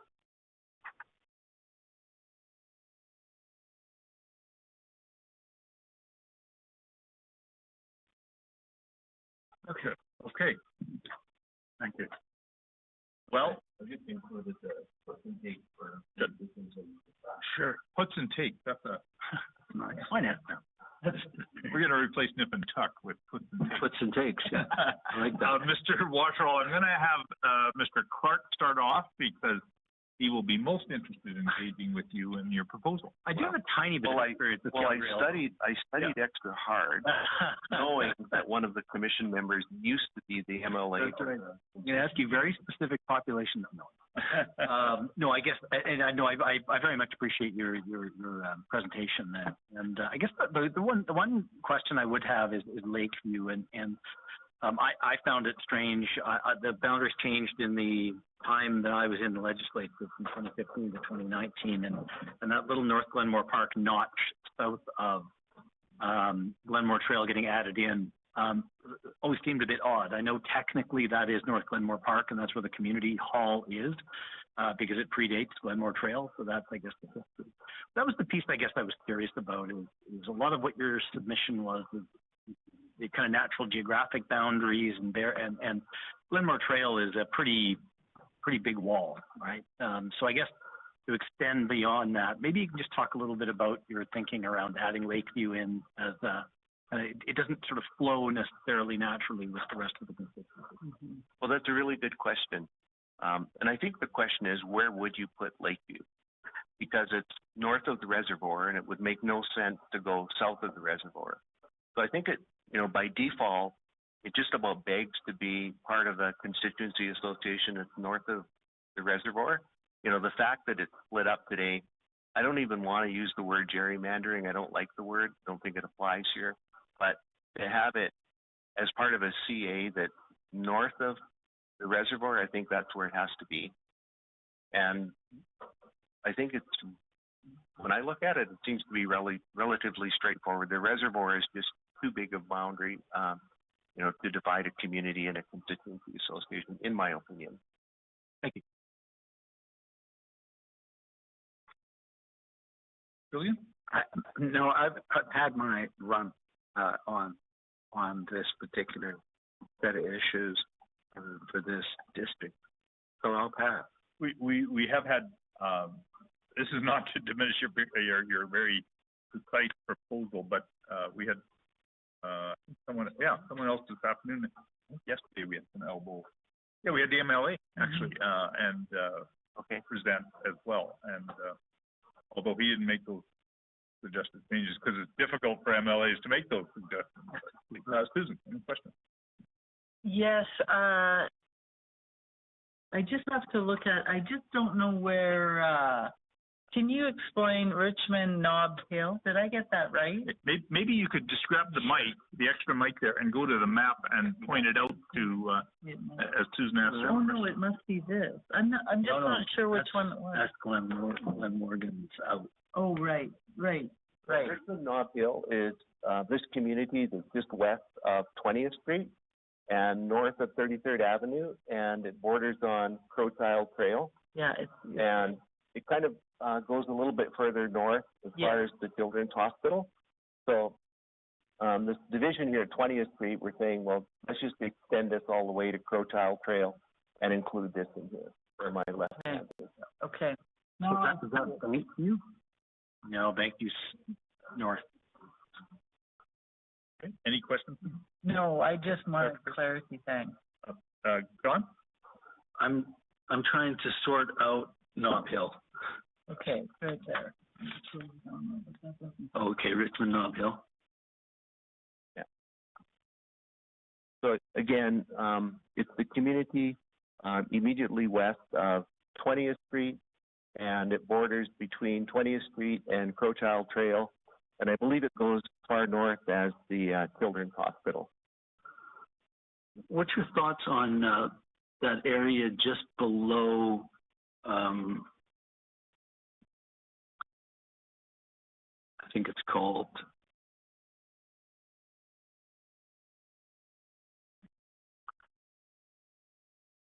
so Linden Drive Southwest, so even below Lakeview, across 66th Avenue Southwest. Would you include that? Because Lakeview is one of the ones you're saying you would like in. Yeah, so it would take it right to the reservoir. Right, exactly, right to the reservoir. Okay. Otherwise, it just ends up being divided again and being part of another constituency association. And I think what we've heard here, consistently amongst presenters is that what we strive to do is have the needs and concerns of residents kind of shared in the same CA. And, it follows kind of the thinking that residents that live in the same community kind of share those same concerns as well. So I'd like to ask you about, you're going to keep the Mount Royal campus in the constituency, correct? I think that's actually part of that's being removed Lincoln as well. Park. Okay, so Glamorgan and the campus and Lincoln Park out. Right. And so I asked a previous presenter about Glamorgan, I think it was last night. Tell me about that community, and because I think the question I asked the presenter was the connection between that community and the rest. You assured me there was one. Tell me why there isn't one. I've never lived in Glamorgan. I've lived in Signal Hill, and now we live in South Calgary. I think from just from a geographic perspective, it's kind of further west. And if you're trying to consolidate and make a box around a community, it just seems to be further west. I'm not sure when we talk about the cities, whether there's that much of diversity there. I was born and raised on a farm. I was hoping I could ask some farmland questions, but because those needs are very different. But I can't actually come up with something or a reason or rationale why it's materially different than the rest. So is your proposal here mostly based on geography and less, for example, focusing on community interests and that sort of? That and maintaining kind of a reasonable size to the electoral district. Because it's just like, Mr. Clark's question, if you wanted to make a change, what change would you make and what would be the consequence? Right. So that's kind of was my thinking. Well, if you are going to make a change and you want to rationalize things, how would you propose to do that? And, I was sitting down there and I say, well, this worked, really well, for Calgary Elbow. But what it does is it triggers other changes for other electoral districts. And that's the part that I say to me, the only way to describe it, that's a headache for you, the commission. Thank you. Yeah. There's no other way, to effectively describe it.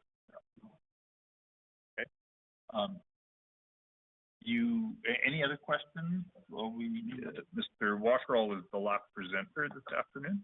Okay. You mentioned something about farms. Do you want to present something on rural? Well, I mean, other than, I was born and raised, on a farm, and I left my, my raising to attend post-secondary education.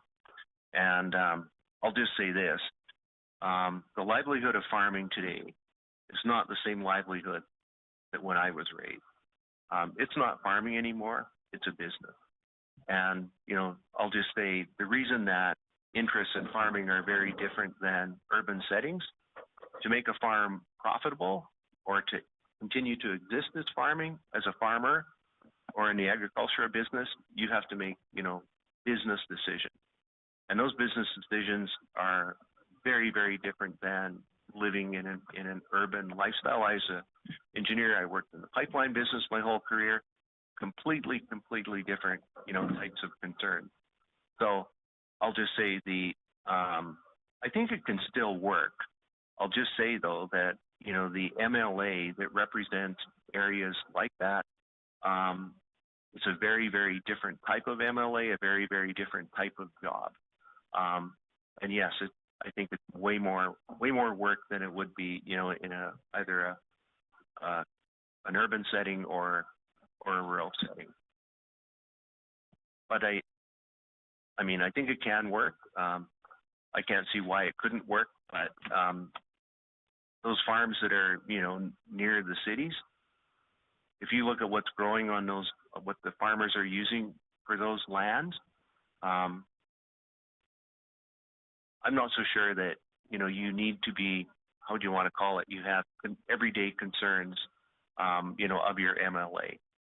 Eventually those lands, somebody said it on the panel, will become part of the city as well. Mike, can I just make would you agree with me that there's and I think we should be cautious about this, there's a conflation of municipality responsibilities and legislature responsibilities. So many of the agricultural concerns and urban concerns with respect to rezoning or land use, those are city and municipality concerns, right? So the Farmer's going to go to their county or their municipal district. Likewise, a member is going to, somebody living in the city of Calgary, going to be talking to their alderman. That's not, that you're not going to your MLA on those issues, but yet they seem to be conflated in our thought process here. Do you agree with that? I do. And I always say that, there's a thing called the Municipal Government Act. And that's what gives the municipality the authority to deal with all those issues like land use and land use changes and development. Right. Yeah. Okay. Thank you very much, Mr. Washerall. I am taking away the distinction of you being the last presenter, unfortunately. Okay. I'm excusing you, and someone else has their hand up. No problem at all. I don't know if there's any grace of being the last presenter. Thank you. Please have a seat in the gallery. And Mr. Andrew Stewart. Thank you, Justice. For the benefit of the record, Stewart, first initially, sorry, force of habit. I'm a lawyer in my free time. Okay. Sorry. So no extra charge for you signing up late. You pay the same rate as everyone else, and we'll give you 10 minutes. Thank you. And so I had simply appeared here today to observe proceedings, but I do note that there were a number of questions. I can indicate that I reside. Sorry, I just want to be clear. Stewart, your last name, or Stewart is my last name. Okay. Andrew's my first name. I reside in the CA of Calgary Hayes. In the interest of full disclosure, I was a candidate for the Alberta NDP in 2023. Okay. So I have some knowledge of Calgary Hayes.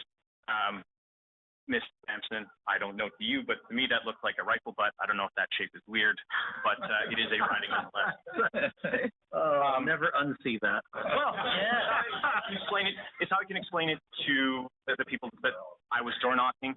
It's a very approachable shape.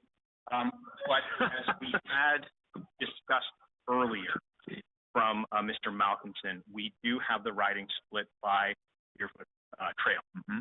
And what I can indicate is that there is a marked difference between the communities that are to the east and the west of Deerfoot Trail. In the west of Deerfoot Trail, closer to the Bull River, you have houses built on artificial islands consisting of millions of dollars worth of investment into a single house. As you get into the east of Deerfoot, you have varying degrees of socioeconomic status. You have very dense housing in apartment buildings. You have very affordable housing projects in the riding. And so there's a tremendous disparity between the very high and the very low. You also have, and I don't know how long this will take, probably the heat death of the universe, the Green Line. And we have people that are very supportive of the Green Line who reside on the east of Deerfoot versus less of a desire to see that on the west of Deerfoot. My understanding is that Calgary Haze has existed since about 2004. Dr. Martin, you had indicated previously with one of the other speakers that the Calgary elbow riding has elected multiple MLAs of varying parties. That is not the case in Calgary Haze.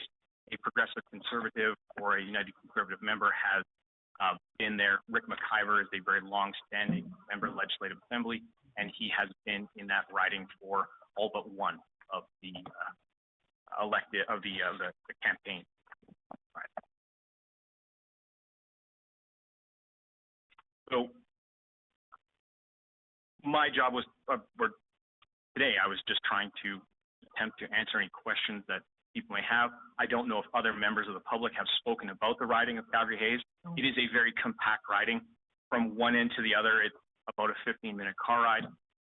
My understanding in looking at the maps, it's grown about 13,000 people from 2014 to 2024. That is one of the more significant areas of growth in just having a quick look at the maps that were provided in the back of the room.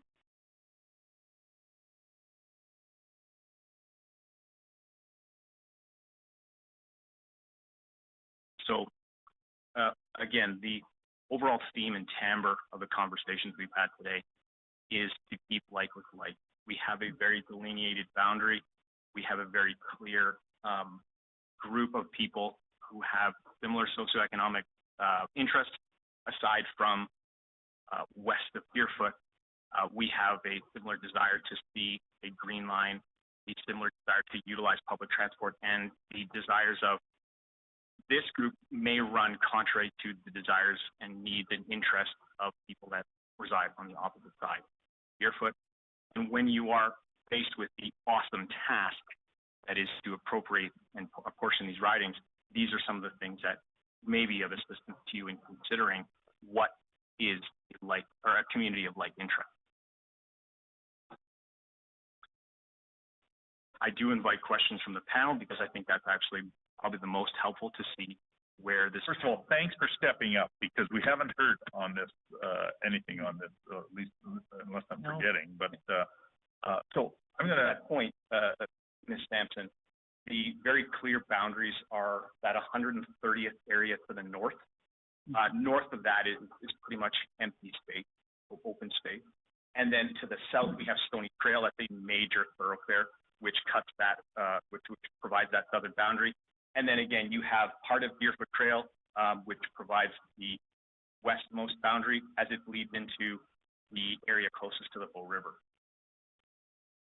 Okay. Now, I forget what my question. I'm sorry. But so I'm going to pass the buck to Mr. Evans. Any questions of this presenter? I was actually just looking at trying to sort out the portion you were talking about, the houses built on islands, and that would be Copperstone? yeah, McKenzie Lake. Yes. Oh, okay. If you'll just allow me. it's Feel on the other free side to of- go up to the map if you want. Grab the mic so that we pick up your audio. And I was looking at it and seeing how it tied into Calgary Pagan, right? This area here, check. Yeah. So it is this area that is the artificial, Whoa, well, there we go. Oh, I see. I guess it's props. The lake. So this area here, right? This is an artificial island constructed for the benefit of the houses that are placed on that artificial island. As you might intuit, it is a gated community. It has a high level of affluence, which is a outlier if you were to compare it to some of the other areas in the same riding to the east of Deerfoot. So can you tell me about following along the Bow River, the communities that go, or the neighborhoods that go along the Bow River, moving towards the Douglas Natural Lake? That's right. And so if you go north along Deerfoot, this river area, Yeah. those are similar in socioeconomic scale.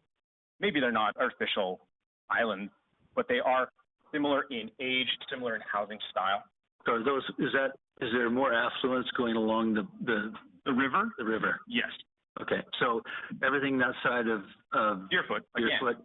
as echoed by one of my presenter colleagues, that Deerfoot is a delineating feature of Calgary, depending on what side of the road you're on, as well the Bow River and the. What about the Promenade Way? What's that community like? That's right across. Yes.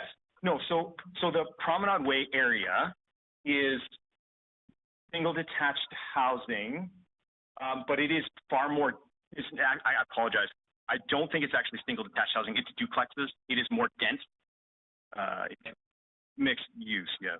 Okay. But it is not the same quality. It is not a single detached. It is different, despite its seemingly close geography to the area on the other side of Deerfoot Trail.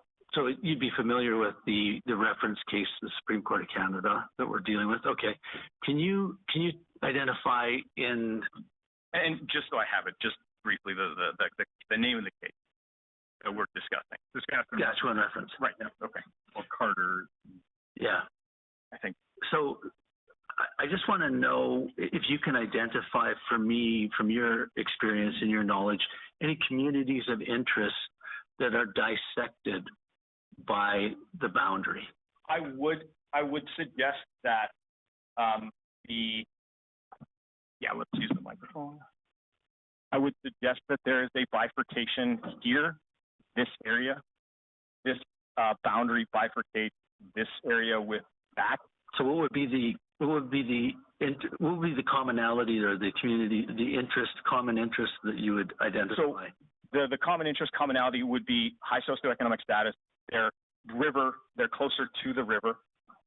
They're going to be less engaged in things, they're going to be less proponents of things like the Green Line, mass transit, compared to the communities that have a direct neighborhood relation to the proposed stops along the Green Line. So tell me what I'm monopolizing time here, but I think we have time. Tell me in a thumbnail the arguments for and the arguments against the Green Line. I have to defend the Green Line. Well, okay. No, as objectively as possible, for and against, just to inform me. So, my learned friend, Trevin, the idea of increasing the mass transit infrastructure is the idea behind it is to reduce the overall level of congestion on major urban thoroughfares like Deerfoot, like Stony. It provides a way for people that may not have a vehicle to get to and from work, the hospital to the south, the university to the northwest, that may otherwise be very difficult for them. The idea of the Green Line, from what I understand, is that it is a massive transit corridor from Calgary all the way down to the Seton South Health campus. which again, my understanding of the riding of Calgary-Hayes, there is a somewhat large healthcare constituency there because of the hospital being so close. Okay. So what are the negatives of the green line? So the people who are opposed to it say we're opposed because A, B, C, D. Again, and I don't wish to speak ill of the people that are opposed to the green line. My understanding is that there is always going to be a character argument that this is something that is not necessary, that we've had these existing modes of transport, we've had these existing transit corridors that have functioned and are continuing to function. They see major upgrades and expansions, and that seems to be doing well. Okay, that's my understanding. That's the same argument that they made against light rail transit way back when. Well, yes, this is kind of the issue that we have. We have a major urban center. We have a major urban center that is growing all the time. Yeah. We have a major urban center that is very car-centric and has a mass transportation system which is lacking. Most traditional light rail is the X and the circle. We don't have that. We have kind of an X, maybe a Y. We don't have transit, a mass transit like light rail transit that gets to all corners of the city, and that butcher's bill is becoming due. The neglect of getting those initiatives done, put in the ground, has a consequence, and we are starting to see congestion, accidents, things like that, that are as a result of a focus away from mass transit. So my lovely wife, who moved into the area in I'm going to get in trouble for this, 2014, they had promised a green line then. The idea was that, she had moved into a apartment building that was going to be right on the green line. And that was 10 or 11 years ago. And these communities have been promised these mass transit upgrades that have never materialized. And again, there is a desire for this. We can see it in fits and starts in Calgary to have these things completed. Just there's always issues of intergovernmental jurisdiction. Yep. Thank you very much. Appreciate that. Thank you. Yeah. Thank you for your presentation. You are the first to talk about or to identify a gated community inside an electoral district. I know there are such things.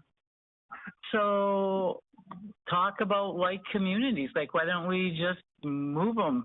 So they're on an island after all. Well, they are on an island. Hold on. They're locking everybody out. Ms. Sampson, thank you for that question. I think in all fairness to this community, many communities, that there's a desire for security. There's a desire for exclusivity. There's a desire for a like group to maintain like, especially on something like that. They probably all know their neighbor. And this is one of the things that I wish to encourage, that other speakers wish to encourage with respect to keeping like communities together. We have potentially a system where, because of the constraints placed on you and the awesome responsibility that you have, some ridings may become rural-urban hybrid.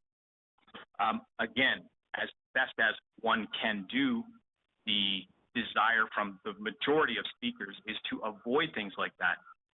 Because of things like the sense of community, police response, fire response, where their children are going to school, what are the major communal gathering groups or areas, that when you start incorporating large areas of rural space into a former urban riding, that sense of that community gets lost. In this situation, this is a very extreme example, and what are we to do with it? We have to put them with, they cannot be their own constituency, that's not possible. No. But we have to put them with as similar as, because their desires are similar to their surrounding neighbor. They are not simply an island and to which nothing around them is the same. That's not true.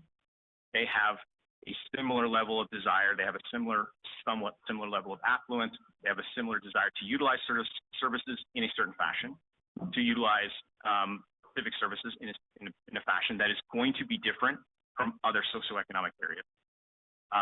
The utilization of transportation, utilization of hospital, schooling, right?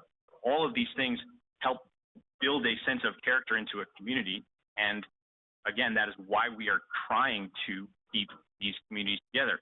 In this riding, we have somewhat of an anomaly because of this disparity between literally this demarcating point of McLeod Trail. Deerfoot. What did I say? I said Deerfoot. Yes. McLeod. I apologize. Deerfoot Trail. Okay. Thank you. Thank you again. Dr. Martin. No, thank you. This is very helpful. The complexities of living along the bow are much higher than I would have thought. Although, you know, people will pay extra money to see water. No, and that is one deep of the truth. And so I can see why people pile up on the banks here. And the other thing, again, as you bring to the attention of this panel, you have things like flood mitigation strategies. We know that being close to the Bull River potentially puts you at risk. We have seen flooding. And so obviously the concerns about those sorts of things are going to be markedly different than the people who are east of Deerfoot Trail, where that sort of thing is a sheer possibility. Right. Thank you. Yeah, thank you. Deerfoot is just such an obvious natural, barrier, and that you're exactly right. I mean, it's great that we have someone here from Hayes. Is one thing to look at it on a map, but another to understand the literal lay of the land, right? Because, Mr. Clark, it does on first blush look like a very contiguous, fair riding. The population is a little bit high, but you look at it and you're like, this is pretty square considering we've got all these geographic features. But as you develop an understanding of communities, you have members of the city come forward and give their experiences. There are differences, there are discrepancies that need to be sussed out as you go about the district. So what I'm hearing then is, in your opinion then, notwithstanding that on the east and west side, you've got something called Mackenzie Town and Mackenzie Lake. Those are quite different things. Do not be fooled. And then, sorry, I guess I'll just ask then, 130th Avenue then is also a substantial barrier. I'm just wondering I'm just curious, as we go further north and then west again all the way, is it Diamond Cove, Douglasdale? Yes, so Douglasdale is more contiguous with Mackenzie Lake as it has proximity to the river. 130th basically is a major mall commercial area. There's a strip mall that runs from Deerfoot Trail along 130th. It has a number of shops, convenience store, grocery stores, things of that nature. And then north of that is relatively undeveloped from my understanding. Yeah, it looks very industrial and yes, and it's not going to be new houses. It's taken up by and the landfill and yes, it has the separate landfill. I think that's a limiting factor on future residential development. That's all I have. Thank you. I'm not clear, Mr. Stewart, did you tell us where the green line was proposed? So yes, my understanding is that the green line. Justice. What version of the green line are we talking about? Oh, just give me two. But my understanding, generally speaking, is that at some point the green line was proposed down 52nd Street. Okay. So that would be the second. You'll allow me. Oh. Okay. So there's the red. That is the existing. Blue is what is existing. This 52nd. Because once upon a time I did live very close to 52nd. And there is a carved out corridor sort of roughed in for this sort of expansion. But yes, there was this promise of stops along the way down 52nd to South Health Campus. Now, with respect to the modern refactoring of the green line, I'm not exactly sure where that's going to come down or how far it's going to go. Again, these are other budgets and other things. Well, thank you very much, and thanks for stepping into the gap and doing this. It's very, very helpful. And, I'm glad to shine a light on Calgary. thank you. Thank you. Okay, I think that is all the presenters that were listed and that we could compel to come forward. Thank you very much. We will adjourn the proceedings until this evening at 6:30. If you're not interested in watching television tonight, please return. And we've got a fairly full evening, maybe 3/4 full, starting at 6:30. So we'll adjourn, but we will not leave, and we're happy to talk.